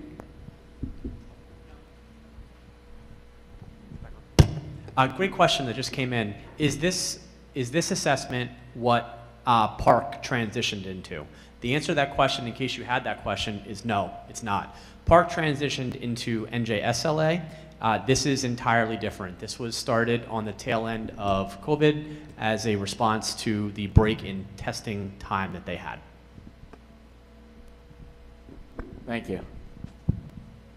So, Dr. Hibbs, district violence and vandalism report, please. Yes, sir. Okay.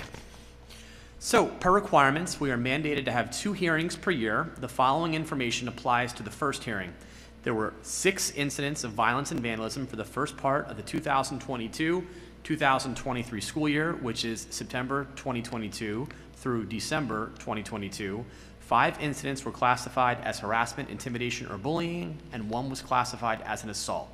As at the middle schools, the incidents of harassment, intimidation, or bullying were 1 at Old Middle and 3 at Memorial, sir. Thank you very much. Vin, if you can discuss budget, please. I feel like I sat in the wrong spot today.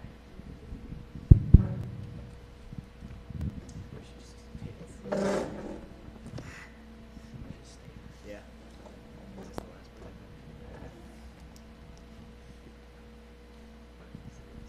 All right, good evening, everybody. How are you?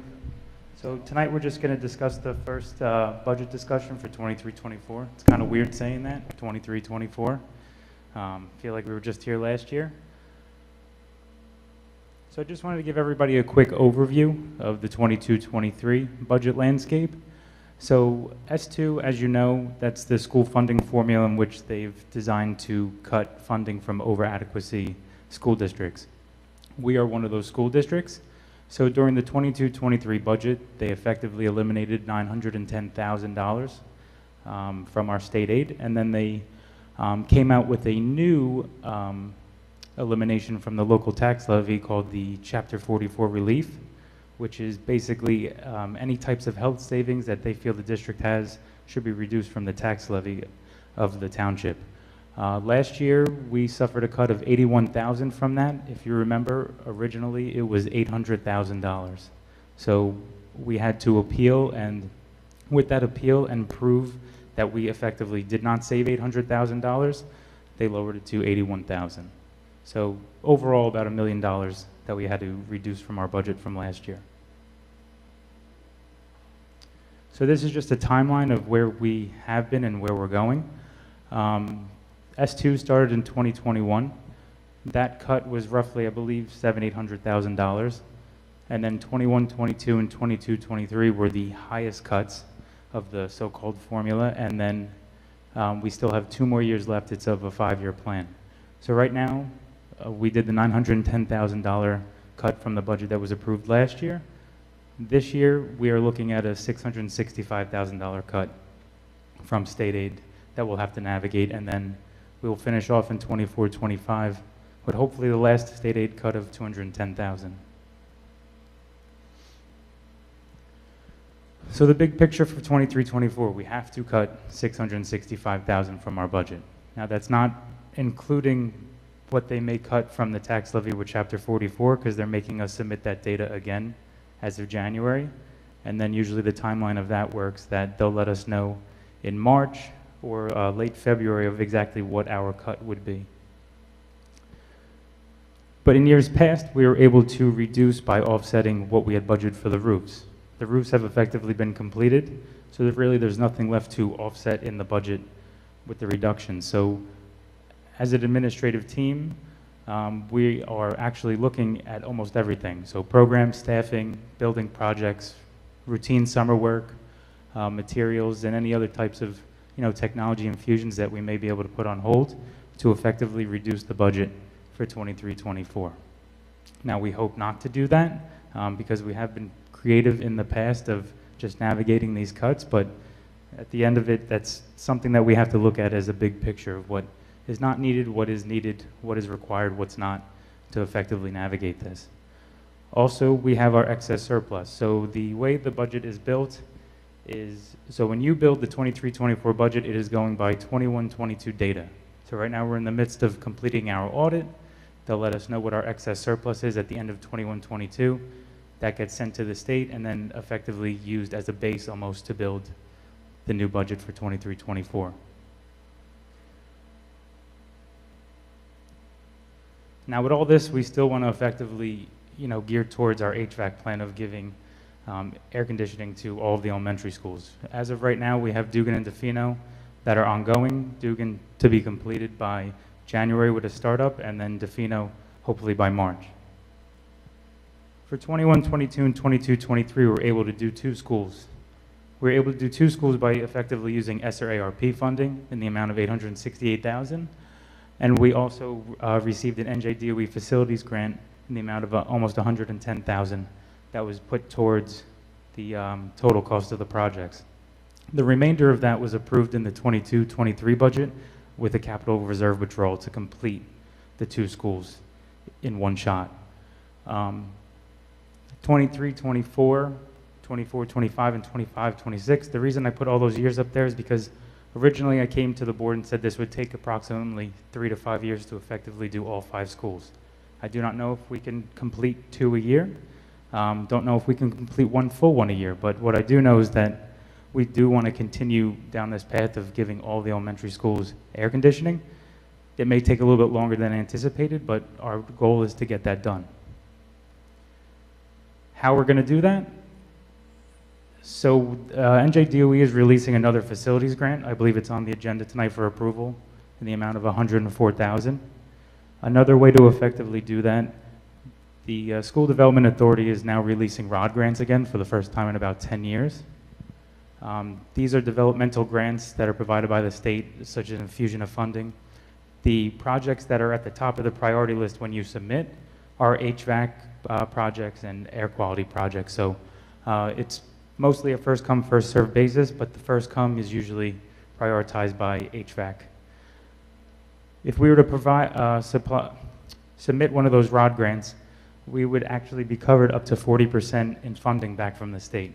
So what that would do is, say it cost $1 million, they would effectively reimburse us back $400,000 after the project is completed. So it would really only cost us $600,000. So that's another way to effectively navigate trying to continue these projects without impeding on the timeline. Could you just take a minute and explain the difference that would not be a referendum and what that would actually just look like? Yes, so this is not a referendum at all. So these are grants. So these would be something that we apply for, and they would operate out of our operational budget. So like I said, we have to put up the money up front first. If we're approved for that grant, then we would actually submit substantial completion, final completion paperwork, and then they would send us back the reimbursement check for what we already had paid for. So up front, we do have to put the money up front. You have to find it. But if it gets approved, you would have that back. So solely different from a referendum. This doesn't have to go to the voters, doesn't get voted on. It's not an additional layer than what's already been allotted to us, which is allowed to take up to the 2%. So no referendums at all for this. This would completely be done through reserves and operational budget only. So here are some of the highlights that we're actually looking at or wanting to address in the 23-24 budget. As always, the district-wide projects, asphalt repairs across the district. We continually do surveys. Last year we had a budgeted amount. We actually had to cut projects out because of the price of oil with asphalt. It was just too high. We couldn't afford everything we wanted to do, so we wanted to continue to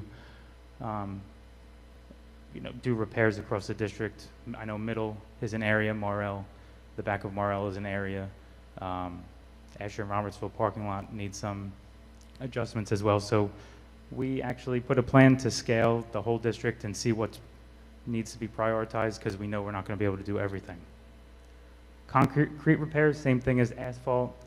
Ongoing maintenance for painting and tree removal is always something that we address every year. Again, may have to scale it back because of the additional cut, but this is something we still like to address. Same thing with flooring, and then masonry repairs are just mostly brick repointing at Middle and Morrell. That is routine work that is needed from the wear and tear of weather. Some of the individual big projects, the next one on the list would be Marlboro Elementary HVAC. That would be the one we would try to address next. Abbott Early Learning Center generator replacement. That generator is at the end of its useful life. It actually costs more to repair than it does to actually just get replaced at this point. It's about 20 years old, original with the school. Exterior doors replacement at Dugan. This would actually be the last door replacement project, and then afterwards it would just be a couple of loose tie-ins for doors that may have been missed in the overall original scope. But that would be the last big project for doors. Courtyard drainage is something we've wanted to address for years. In the back of Abbott and also in Middle, we were actually looking to put drainage installed into the easement so it doesn't build up on the playground areas and in the back.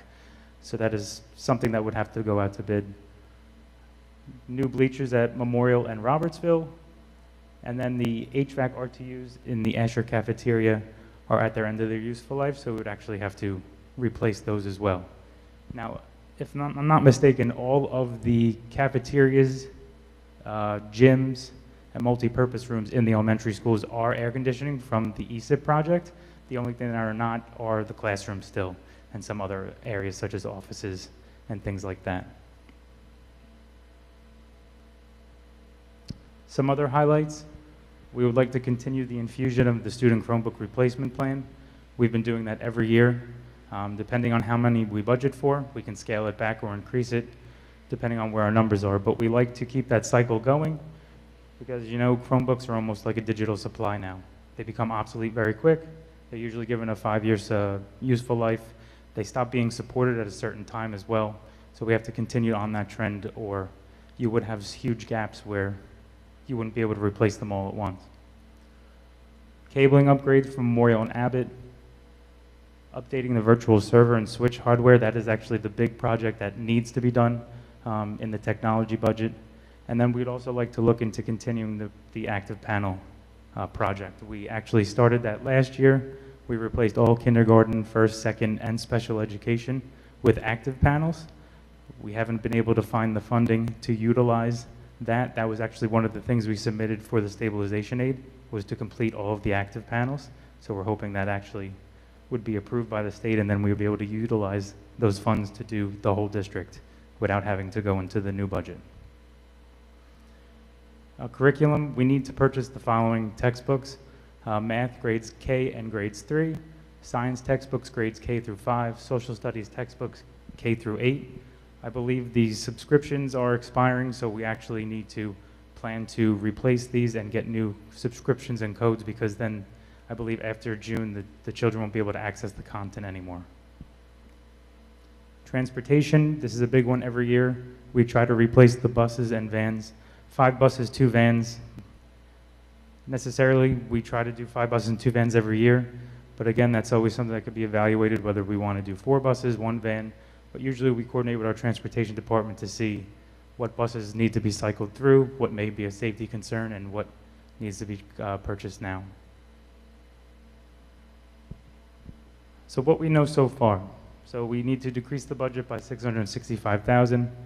We obviously don't know what our potential loss can be from Chapter 44. That'll be done after we submit the data and find out what the state rules as their reduction in health savings towards the tax levy. We're still seeing costs continue to rise. We're seeing supply and demand issues all over. And again, remember the S2 cut's only an estimate, so it could change. We usually get our state aid notice in February to find out exactly what our state aid is going to be. So again, we build the budget now based off of what we estimate, but that could always change. We could always either have to reduce or we can add. We've actually been pretty fortunate the last couple of years. What we've estimated has been on par with what we've actually lost. So the HVAC plan could be jeopardized due to all the increased costs. You have 4 collective bargaining units up for negotiations at the end of June 30th, 2023. We've received that insurance brokerage fees are going up 12%. Health benefit costs are going up 15.9% starting January 1, 2023. And usually that works on a calendar year, so we have to build our budget on a fiscal year. So our budgets are from July 1 to June 30th. The health care increases go from January 1 to December 31st, so we actually may have to budget for more than 15%, because they're already estimating that after this increase, they're going to slap us with another 15% increase. Tuition for out of district, those private school costs usually come in as an estimated. What we've seen is that on average, they're anywhere from 4 to 6% an increase. Both utilities, we've actually gotten word from the utility companies that as of right now, it is 15.4% and 14.3%. And what we've been able to see from our bills, because they've raised the rates so much, that's actually what the cost of increment's been for the increase for our utilities from month to month. So we plan on accordingly just to budget off of that. It could be higher depending if the BPU wants to raise the rates again. Transportation is another killer that never used to be a problem, and now it seems like we cannot find drivers, and now we are starting to see that we are required to provide transportation by law, and then we need to actually contract out with MOESC or ESC&J, and we're starting to see bids and route prices come in way over what was expected. Some routes $60,000 to $70,000 for just one student. So we're trying to effectively navigate that. Service contracts and supplies and materials continue to rise. We've seen anywhere from 6% to 10% for service contracts and anywhere from 4 to 6% for materials. Again, we always quote out and price out what we effectively can buy, but we're seeing it high across the whole landscape, no matter who we go to. I didn't mean to leave everybody off with bad news. I mean, I should have thought that through and put that slide first, but that was last. Sorry. So what we know of the budget timeline for 23-24, preliminary budgets, it's the same date as last year. They have to be submitted and approved tentatively by March 20th. The latest for budget approval is April 20th, and that would be your final budget approval. And then the latest, the latest for budget approval by the NJDOE is April 20th. So actually the final budget needs to be approved and sent to the DOE by April 20th, and then the latest for a public hearing is May 8th. Now, if anybody has any questions, again, I always open it. You can email me, call me. I would be happy to sit down and talk about anything that you would like. That's it for me. Thank you. Thank you,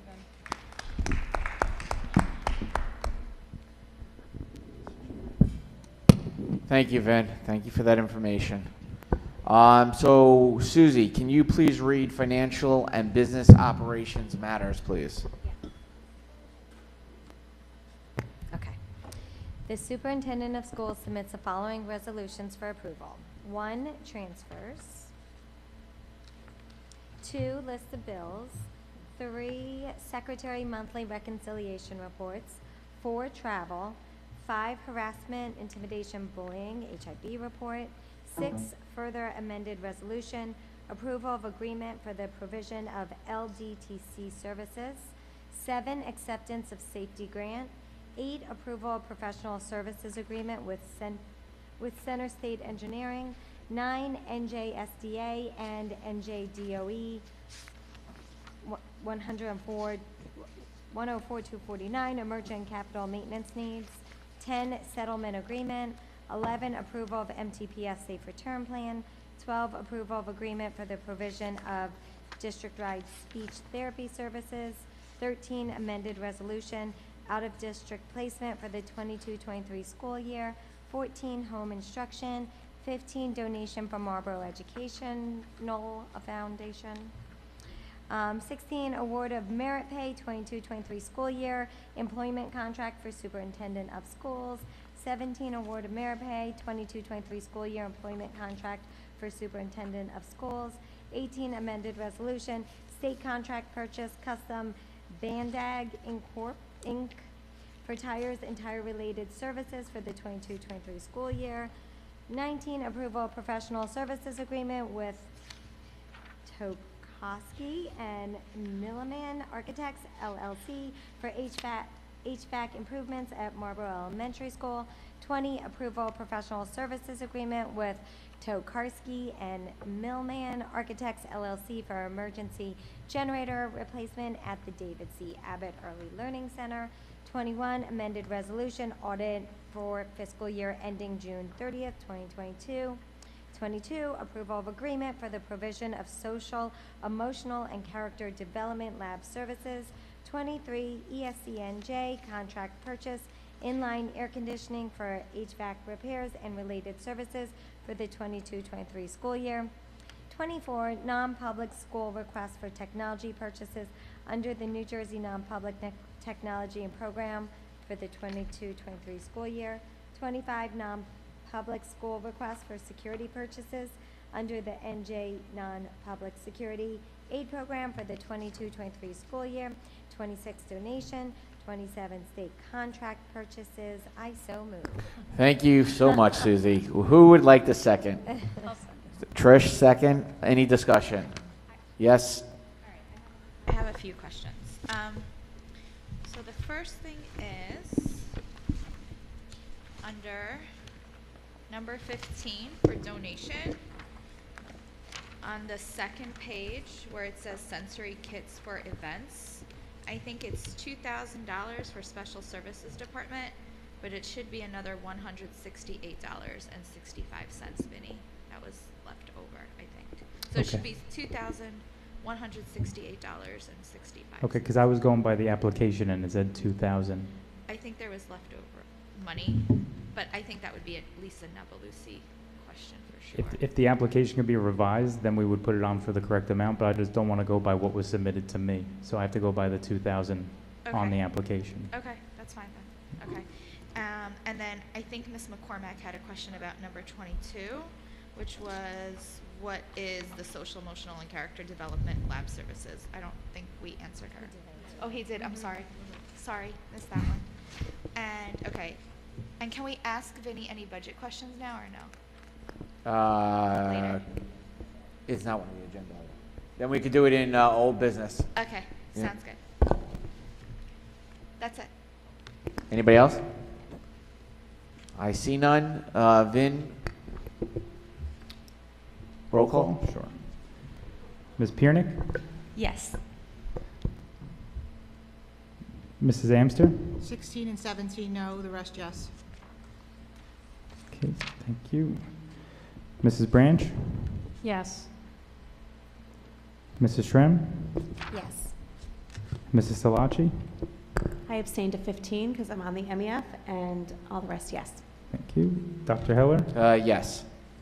I'd like to acknowledge the Marlboro Educational Foundation for donating $34,472.42, which is an unbelievable number and very, very generous. So thank you very much.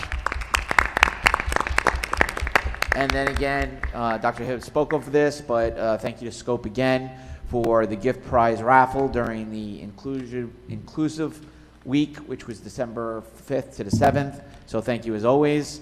And so now we'll move on to personnel matters. Kathleen, can you please read personnel matters, please? The superintendent of schools submits the following resolutions for approval. 1, retirements. 2, resignation. 3, rescinded resignation. 4, rescinded employment offer. 5, employment certificated staff. 6, employment non-aligned support staff. 7, employment secretary. 8, stipend longevity instructional assistant. 9, amended start date. 10, reassignment and amended salary. 11, transfers. 12, amended extracurricular activity advisors. 13, curriculum mental health information presenter. 14, curriculum wellness presenter. 15, curriculum after-school read aloud program. 16, curriculum after-school read aloud program. 17, stipend maintenance of staff portion of Genesis district website and school messenger. 18, stipend mentor teachers. 19, student practicum. 20, substitute rates non-certificated positions. 21, substitute rates bus attendants. 22, substitute teachers. 23, substitute bus driver. 24, paid medical disability leave. 25, unpaid leaves of absence. 26, amended resolution leave dates. I so move. Do I have a second, please? Jen, any discussion? And then Yes, Kathleen? we have an addendum for numbers 27 and 28. I could read it for you, Ms. Dempsey. Oh, thank you. Number 27 is resignations, and number 28 is suspension with pay. Okay, so we're good with that? You got it? Good? Yes? Okay. Do I have a second? I had Jen, and then any discussion? Kathleen? For numbers 15 and I guess 16, which are the read aloud programs, is there a list of books that the teachers will be reading from? That's question 1. And question 2, 3 questions. Can I get a copy of the list emailed to me? And if not, and who approves the books? Those, I guess, is 3 questions. Sorry. We'll get everything to you. There's not a district approved list, but we'll talk offline if you have a concern, and we'll get you whatever you need. Okay, I appreciate that. Thank you. You're welcome. Any other questions? Could you actually share that with the board? Because I'm curious too, just with the books that's selected for the So- read aloud. Yeah, so we don't could have a you- list, but Yeah, whatever you get, could you just share it with the board? Will Whatever do. you do share? Yes. Thank you so much. You're welcome.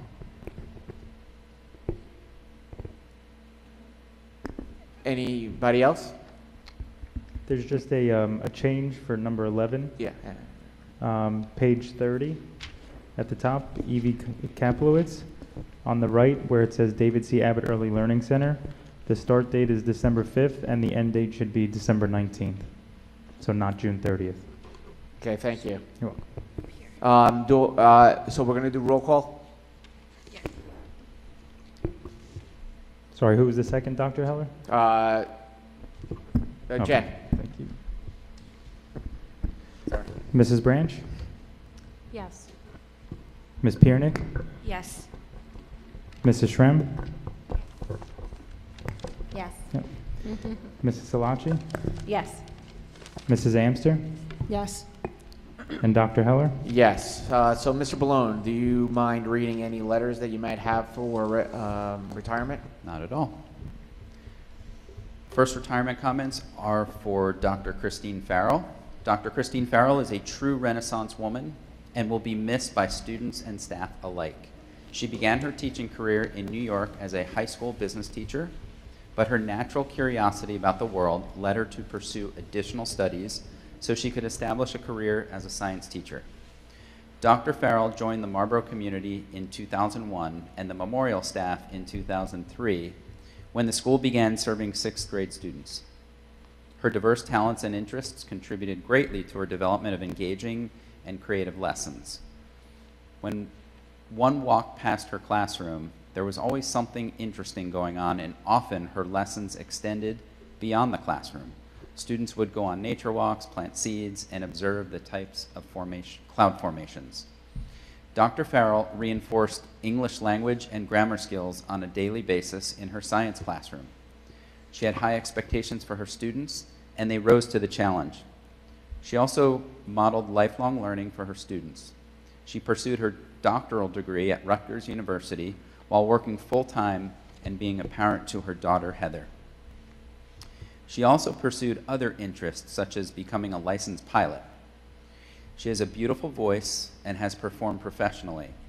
She's traveled extensively and has continued to always think about her students while traveling, brainstorming ways to incorporate her experiences and new knowledge into her classroom lessons. It is interesting that in the cover letter of her application for employment, Dr. Farrell included the following quote from David Donaldson: "In opportunity there is challenge. In challenge there is growth. In growth there is opportunity." Dr. Farrell continuously challenged herself to evolve as a teacher and learner. She was always willing to try new things with her students to ensure that her lessons reflected technological changes. She truly taught her students to think scientifically and critically. She also helped them develop problem-solving skills that will continue to serve them well throughout their lives. Dr. Farrell has been an integral part of the science department and Memorial School community. She will be greatly missed, and we wish her and her husband Richard well in their new home in Florida.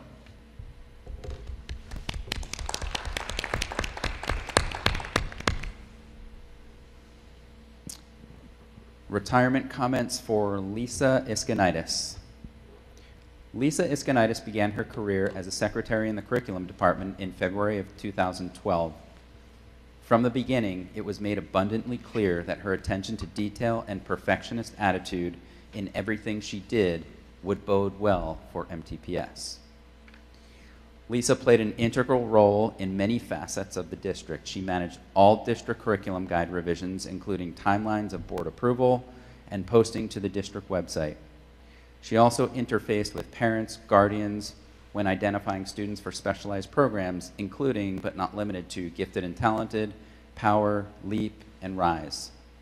She also managed communication of district and state testing information to be sure all stakeholders were made aware of when assessments took place. Lisa has proven herself to be of invaluable assistance. She not only handled a seemingly endless array of difficult and different responsibilities with her characteristic accuracy, efficiency, and diplomacy, but she went above and beyond her duties to keep the curriculum department ever aware of the next important project needed to be addressed. She was always attuned to the recurring demands associated with curriculum revision, various assessments, teacher observations, and placement deadlines and decisions as they came to the fore each year. In addition to her day-to-day work, Lisa's guidance, positivity, and encouragement has helped the department immeasurably. Her constant willingness to help with any task or to answer questions will forever be appreciated. Perhaps linked with her musical talent, Lisa had the ability to maintain the rhythm of our work schedules and keep track of variations in the melody as it changed over time. She cheerfully but insistently reminded us of the many steps in each of multiple overlapping simultaneous processes that must take place in our office throughout the academic year and summer too. Like the conductor of a Baroque fugue, Lisa kept the orchestra moving without missing a beat. Lisa will be missed both professionally and personally. We wish her for her many years of relaxation with her sheet music and pleasure in going to the concerts she enjoys so much. She may not be with us to wield her metaphoric baton, but the melody of her unique talents will linger beyond her years with us. Thank you, Lisa. I know you're watching.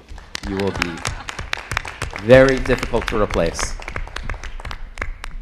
Excellent. 31 years of service, ladies and gentlemen. Thank you, and good luck to those two individuals. Thank you. And so now we're going to move on to organizational delegates. It's going to be a short list tonight. Kathleen, anything from Freehold Regional High School? Yeah. The roof at Marlboro High School is 75% done. Since Colts Neck High School roof can't be worked on until the summer, all of the summer programs that are usually housed at Colts Neck now has to be distributed amongst the other schools. The 23-24 budget process is underway.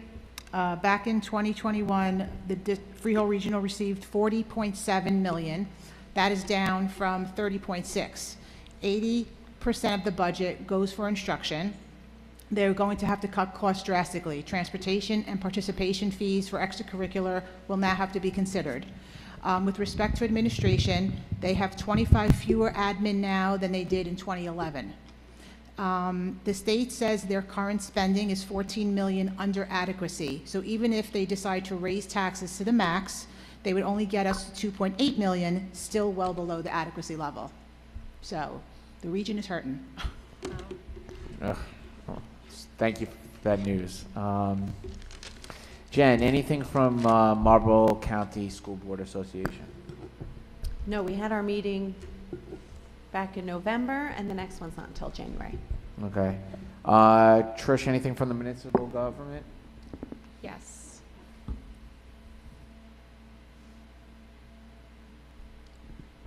Mayor Hornick sent out an email regarding holiday safety tips, including protecting yourself from porch pirates. And also in that email is the vacation safety check. So as a resident, you can register for a free police security check while on vacation. You can find it, to sign up for it, you can find it on the Alerts and Action Scroll of the website and linked on all the social media pages. The 2023 official recycling calendar is in the mail. I actually got it the other day. And that information is also posted on the town website. And I believe that is it. Thank you Merry so Christmas, much. Happy Hanukkah, Happy New Year. Thank you. From the township. From the township. Susie, anything from PTO, PTA? Yeah, we're meeting in January. Okay. Jess, anything from CPAG, and then we'll move on to the other one after that? So yesterday on Monday, December 19th, CPAG hosted a dress rehearsal for the 8th grade chorus concert. There was a great family turnout. Also, CPAG is proud to host a special relaxed atmosphere for the 7th grade band chorus concert on Tuesday, January 10th from 2:30 to 4 o'clock at the middle school. Perfect. And can we move on to Scope? Scope was happy to work with MEF to use the 2022 Walk for Change funds to fund several grants targeted at sensory and inclusive needs. There is an ongoing fundraiser from Beloved Bath. Scope is also working on a district-wide kindness t-shirt for the spring, as well as the 2023 Walk for Change. Excellent. Thank you. And Jen, anything from Marlboro Educational Foundation outside of their donation? Yes, well, that was on my list. Okay. We are so excited to be back to pre-pandemic grant totals this year. So like we said, we're happy to share that we will be providing more than $34,000 worth of grants, getting us closer to the $600,000 mark every day. We also have warm winter wishes underway, so check your emails, and that way you can support your teachers that way. And look for upcoming kids painting night and an adult comedy night coming soon. Thank you, Jen. We're going to move on to school liaisons. Jess, anything from Abbott? Well, the Abbott PTO has been very busy. In the beginning of the month, there was a holiday boutique and wintergram sales.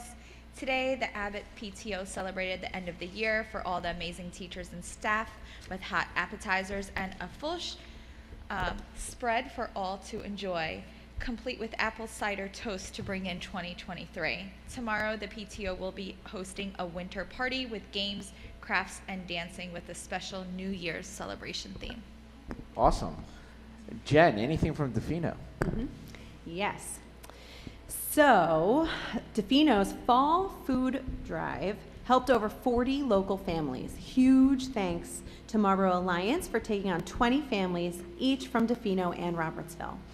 Theater Week was successful with over 95 children participating in a fabulous performance of Wild Wild West. Defino gives back, wrapping up our gift card drive for local families and toy drive in partnership with the Ronald McDonald House in Long Branch.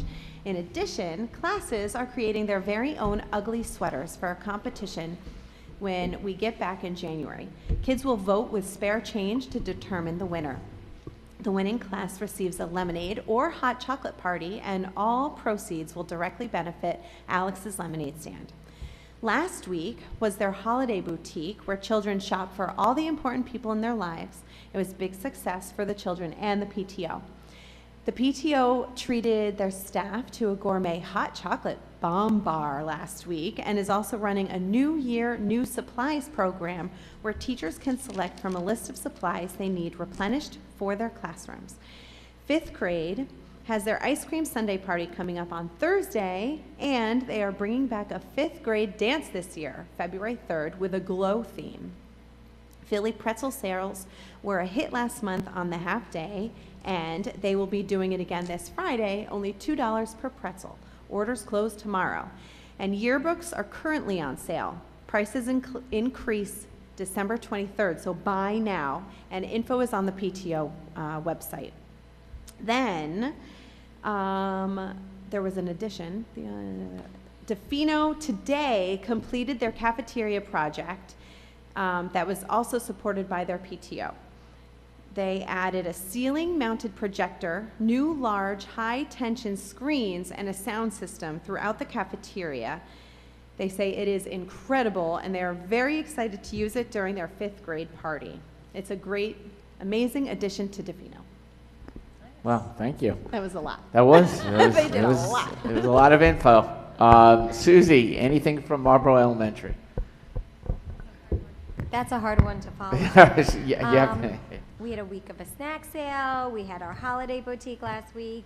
We have class parties this week. We're doing the hot chocolate bar for the teachers. I believe that's tomorrow. So a lot of the same. It's all good. It's all good. Yeah. Trish, anything from Marlboro Memorial? So with the winter stock the fridge campaign is on. So they're looking for people to help them stock the refrigerators here at Memorial. They want to thank all of the students and parents that have donated to the Toys for Tots and Holiday Drive. This coming Thursday is the Memorial Dine Out, which is at Anthony's Coal Fired Pizza. So mention Marlboro Memorial when you're placing the order, and 20% of that will be donated to the PTA, which is awesome. The Route 9 shopper cards are still available. They cost $20, and if you purchase, they'll be delivered to your children's classroom. The car magnet sale is ongoing, so show your school spirit with this magnet. It's just $5. Again, you can register for all of that on the PTA website. Also, please send in your empty ink cartridges for recycling. And thank you to all that have done so. It's very much appreciated. The website is mmms.ptboard.com, and there you can learn more, sign up for events, and purchase the magnets and the Route 9 shoppers cards. Thank you very much. And Kathleen, Marlboro Middle School, sorry. This week, the middle school is doing Spirit Week. Monday was Grinch Day, Tuesday Twinning, tomorrow Holiday Tie and Socks, Thursday Ugly Sweater Day, and they're ending the week on comfy holiday PJs. Please buy yearbooks. 8th grade graduation, oh my God, is June 16th at 1 p.m. and the 8th grade dance is at the Grand Marquis on June 21st. Fancy. Future dates for meetings. Next meeting, January, for MMS, January 10th at 9:45, then March 21st, 9:45, May 9th, 9:45. Tomorrow is the 21st. Tomorrow is the last deadline to order your gingerbread houses, so get those orders in. Pickup for the gingerbread houses is on the 22nd. They have tons of dates on their website. I don't want to go through all of them, but it's just, when the half days are, things like that. So I also have information for Robertsville, for Christina. Yeah, please, go with Robertsville. Yep. The Thanksgiving food drive at Robertsville was a collection of non-perishable food items to support 15 families for a full Thanksgiving dinner. Each class was allocated a variety of items so that the gift baskets were complete meals for the families that needed them. In addition, some local supermarkets and food stores provided gift cards, so that was really nice. The fun run was a fundraiser to raise money for the school towards playgrounds and the sound system equipment. The students collected donations from family and friends, and companies matched donations and had the walk on November 18th. There were incentives and prizes for students who registered and participated. The pie fundraiser for Thanksgiving was from Wenmark Orchards, went well. Students have the opportunity to shop at the school store to purchase such items as pencils, erasers, and fidgets while figuring out budgets and making change, so that's pretty cool. During the half days in November and December, the PTO has been offering, and will offer, I guess, Friday, because it's a half day, school fundraiser for the pretzels with the Philly Pretzel Company. There was a winter food drive to collect non-perishable food items and snacks for local families to provide as a supplement over the holiday break. The Holiday Boutique was an opportunity for students to shop for the holiday gifts for families and friends. Stocked Up Fridge will be providing snacks and drinks in the faculty lounge. They hosted a winter wonderland for a family night that included a hot chocolate, hot cider bar, games, and snacks to all of our Robertsville families. They have a book club that meets once a month for students in grades 2 to 5 to read and discuss an age-appropriate PTO-provided scholastic book with one of the many wonderful volunteer teachers. And they're having a holiday gift drive now where families can donate new unwrapped gifts to 15 local families.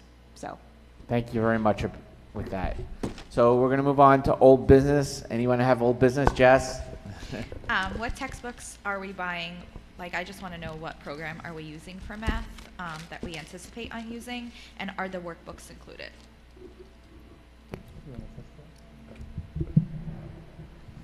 I'll take the first one. We're going to purchase the same program we have, which is Salvis, which is the old Envision Pearson. And yes, everything's included. Thank you. Jen?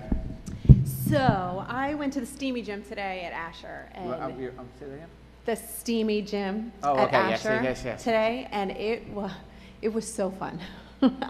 I just wanted to say that Asher did an amazing job. The lights were out. They had decorations everywhere, Christmas lights up. They had games and everything. Is this old business, new business? Am I okay? We said it before, so that's why I was like, oh. The kids had a blast, and I had a blast trying to figure things out too. But it was there was this like little gizmo thing. You had to trace lines, and if you didn't do it properly, the gizmo would stop. It was really fun. And just seeing how excited the kids were to work together was awesome. So thank you, Asher, for inviting all of us. So it was great. Thank you for that. Any other old business, ladies and gentlemen? Okay. Any new business? I see none. So we are going to move on to our second public comments. For those who wish to speak, should state their full name and place of residence. Comments should be limited to 3 minutes. Please use the timer in front to be mindful of your time. Members of the public should be respectful and avoid back and forth or debate with administration, professionals, or board members responding to inquiry or comment. Again, no back and forth. Be respectful and civil. School board members and administration will withhold comment until after public comments. Vin? I don't have anybody on my list, but would anybody like to speak? We see none? Nope. So administrators and or board members will respond afterward, which we are now, 2 seconds. I'd like to make a motion to close public comments. Do I have a second? Kathleen, any discussion? I see none. All in favor say aye. Aye. All opposed say no. The ayes have it. Would anyone from the board or of the administration, like to comment? Okay. I hear the crickets moving. So now we're going to move on, ladies and gentlemen, to the exciting part. Dr. Hibbs, recognition of outgoing board members, please. Okay. Thank you, Dr. Heller. Yep. Okay, so what I'm going to do is I'm going to say a few words and hand plaques out to everybody. I'll ask you to come out and shake hands, and we'll hand it off. And then if anybody has any words, you can take them after. Is that okay? Dr. Heller, is it good? All right, so first, let's talk about Dr. Heller. So first off, the plaque reads, in grateful recognition of your dedication and integrity while honorably serving the Marlboro Township School District from January 3rd, 2017 through January 3rd, 2023. You were board president for 22-23 and board vice president from 2018 to 2022. So I thought of a few words that came to mind for each of you. Everybody has things about them that make them special, that make them memorable. And one of the words that immediately comes to mind for me, for you, is the word passion. You were passionate about everything from the minute you got on until right now. And looking backwards, there were good pushes, good suggestions that you made. Just a few examples that came to mind would be the fact that, it was your suggestion that we did the check-ins with every kid at the middle school. That was a fabulous suggestion. You may not know this, but mtps.org was also Dr. Heller's suggestion, which really made it a lot easier because we don't have to do the Marlboro K12.nj.us all the time. So I think you personally saved me about 15 hours of my life to get back.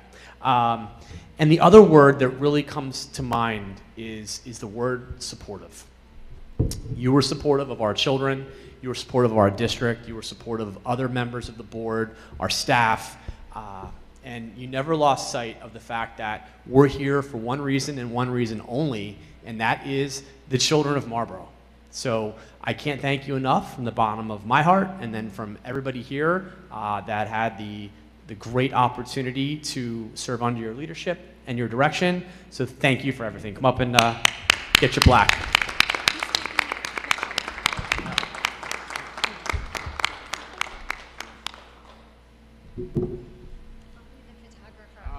And I'll send you pictures. Oh, yeah. I'll be the photographer for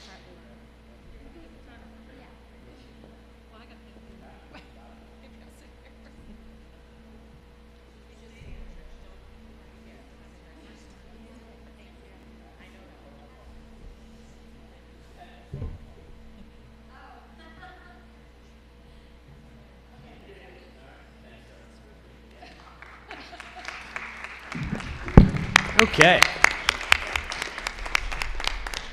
Next up for the roast is Mrs. Tricia Branch.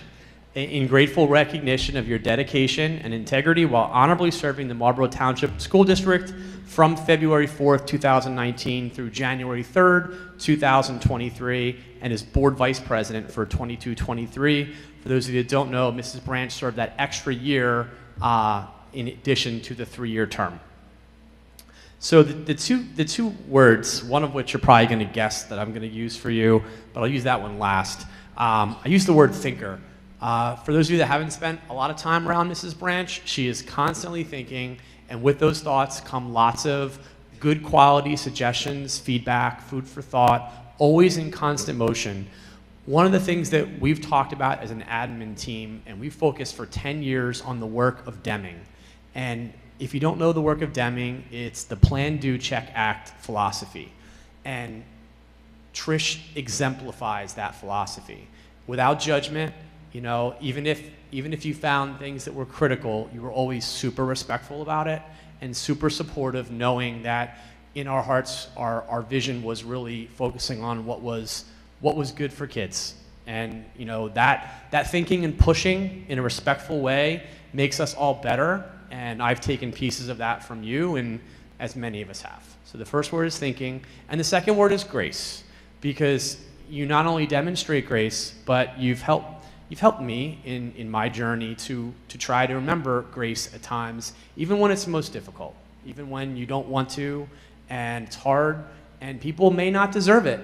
And you've helped me understand that that is always what we should always aspire to be, is graceful. So you have made us better. You have pushed us very hard, and for that we thank you. Come on up.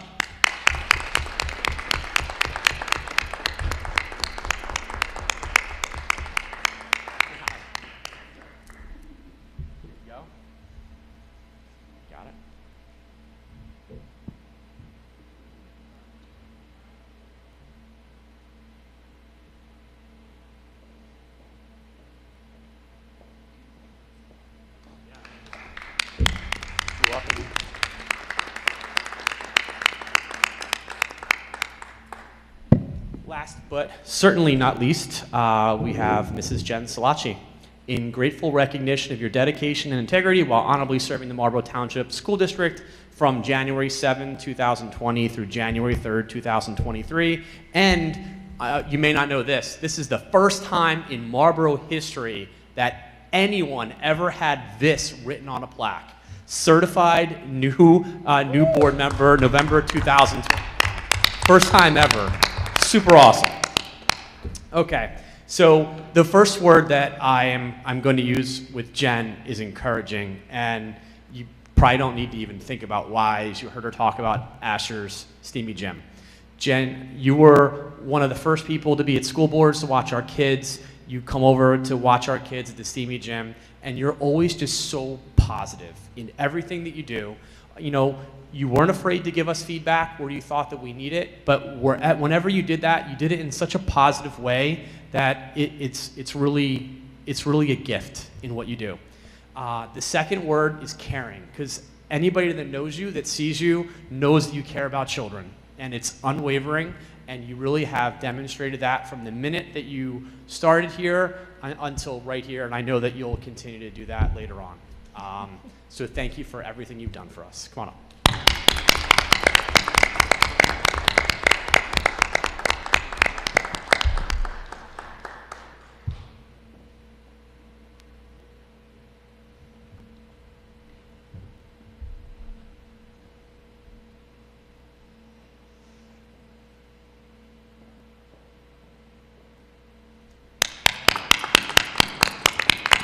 Before I give it back for comments, I just want to say one final thing. The last 3 years in life have been the most difficult times I think probably any of us have ever experienced in our lives, and hopefully, you know, knock on wood, we'll never experience anything like that again, ever. We can all knock 100 times. I just want to thank all 3 board members, because we had a lot of extra work, we had a lot of extra discussions, and I want to really say thank you, because there was a lot of ideas that we came to the board with that were really different and outside the box, and you didn't say no to anything that made sense for COVID, and I want to thank you, because it was really unprecedented, and when I came to you and said that we're going to need 4,000 gallons of Purell, you didn't bat an eye. And when we said, listen, our staff members have Chromebooks, and the Chromebooks aren't going to work for Zooming, you didn't bat an eye. And when we wanted to buy all of our wipes in 1,000 gallons, and you know, we had to buy them and had no place to store them out of the gate, you were like, buy them and go and figure out the plan. So I want to thank you all, because it was, I can say personally, the hardest time I've ever led through, and without people like you, it would be just impossible. So thank you so much, and I know that you guys want to talk.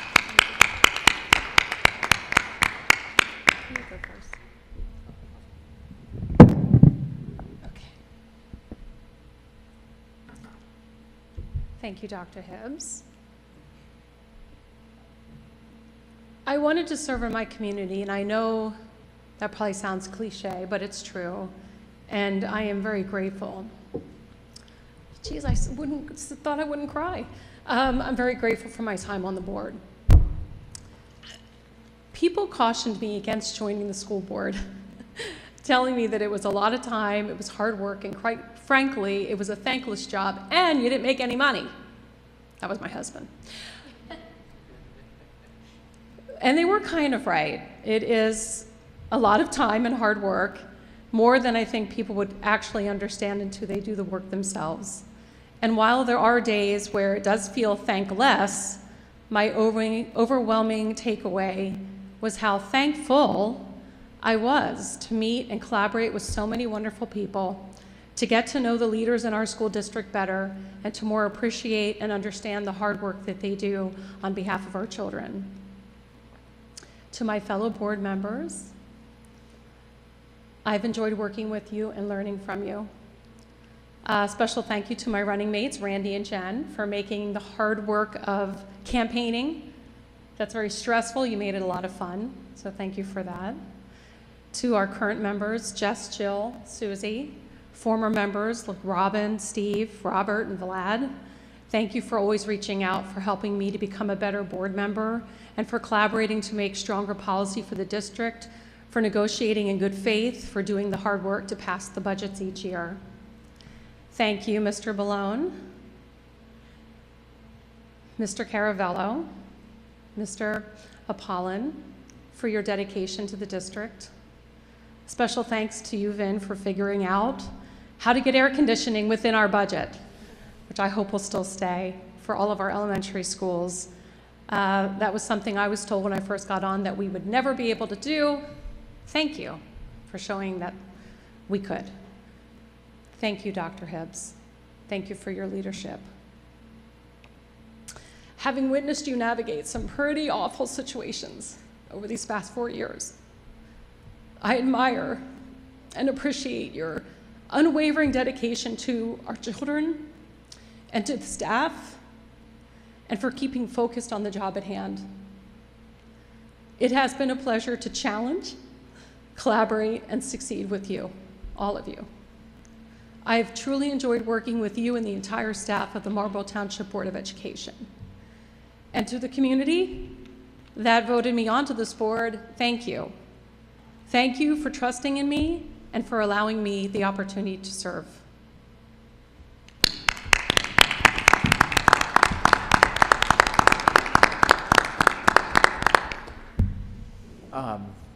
There's nothing I can say that was, thank you, that was very good. It's been a pleasure to serve this community. I didn't do it for a title. I did it because I felt that I could make a difference. There were so many things that, and Dr. Hibbs just mentioned a couple, there were so many things that I was heavily involved in that is currently running full steam in the district. The administrators, there's so many to thank. God bless you. But I wanna take this time to say thank you to everyone, regardless of who you are. I do appreciate conversation. You know, we may not have agreed all the time, but you know, certainly we came to a consensus. So listen, I'm not big on words. I'm not big on exits. I am true to form, and you know, I think I've honored myself well, and I could sleep at night saying I've been as ethical and responsible as I can be. And I took this job that is no pay, and I went with it, and I did the best that I could, and I think kids are better off for it, and I can't thank everybody enough, everybody here, and Dr. Hibbs, thank you for your leadership and everything else, and I second Trish on everything she said. So ladies and gentlemen, with that being said, I'm going to do my last. Wait, Jen, wait. What? Do you want to say something? You want to say something? Okay. So real quick, thank you all. I started, you know, I moved here and was a mom in the district, and then I became a substitute in the district, and that's where I really found my love for all the staff and the admin and everyone, and decided I wanted to do more for my community, fell in love with the students, Obviously, the teachers were amazing. And the community was passionate. So I just want to thank you, all the community, the admin, the staff, everyone, Dr. Hibbs, Mr. Ballone, everybody, for all of your support for my 3 years of being on the board, which was really hard because of COVID. Didn't know that was going to happen, but that's all right. We did what we could. So anyway, thank you all so very much. Thank you. I am now going to make a motion to adjourn. Do I have a second? Trish. All in favor, say aye. All those opposed, say no. I hear no no's, so I say all the ayes have it. So everybody, ladies and gentlemen, from here and distant, have a good night, be safe, be healthy, enjoy your holidays, and Happy New Year's. We're done, ladies and gentlemen. Peace out.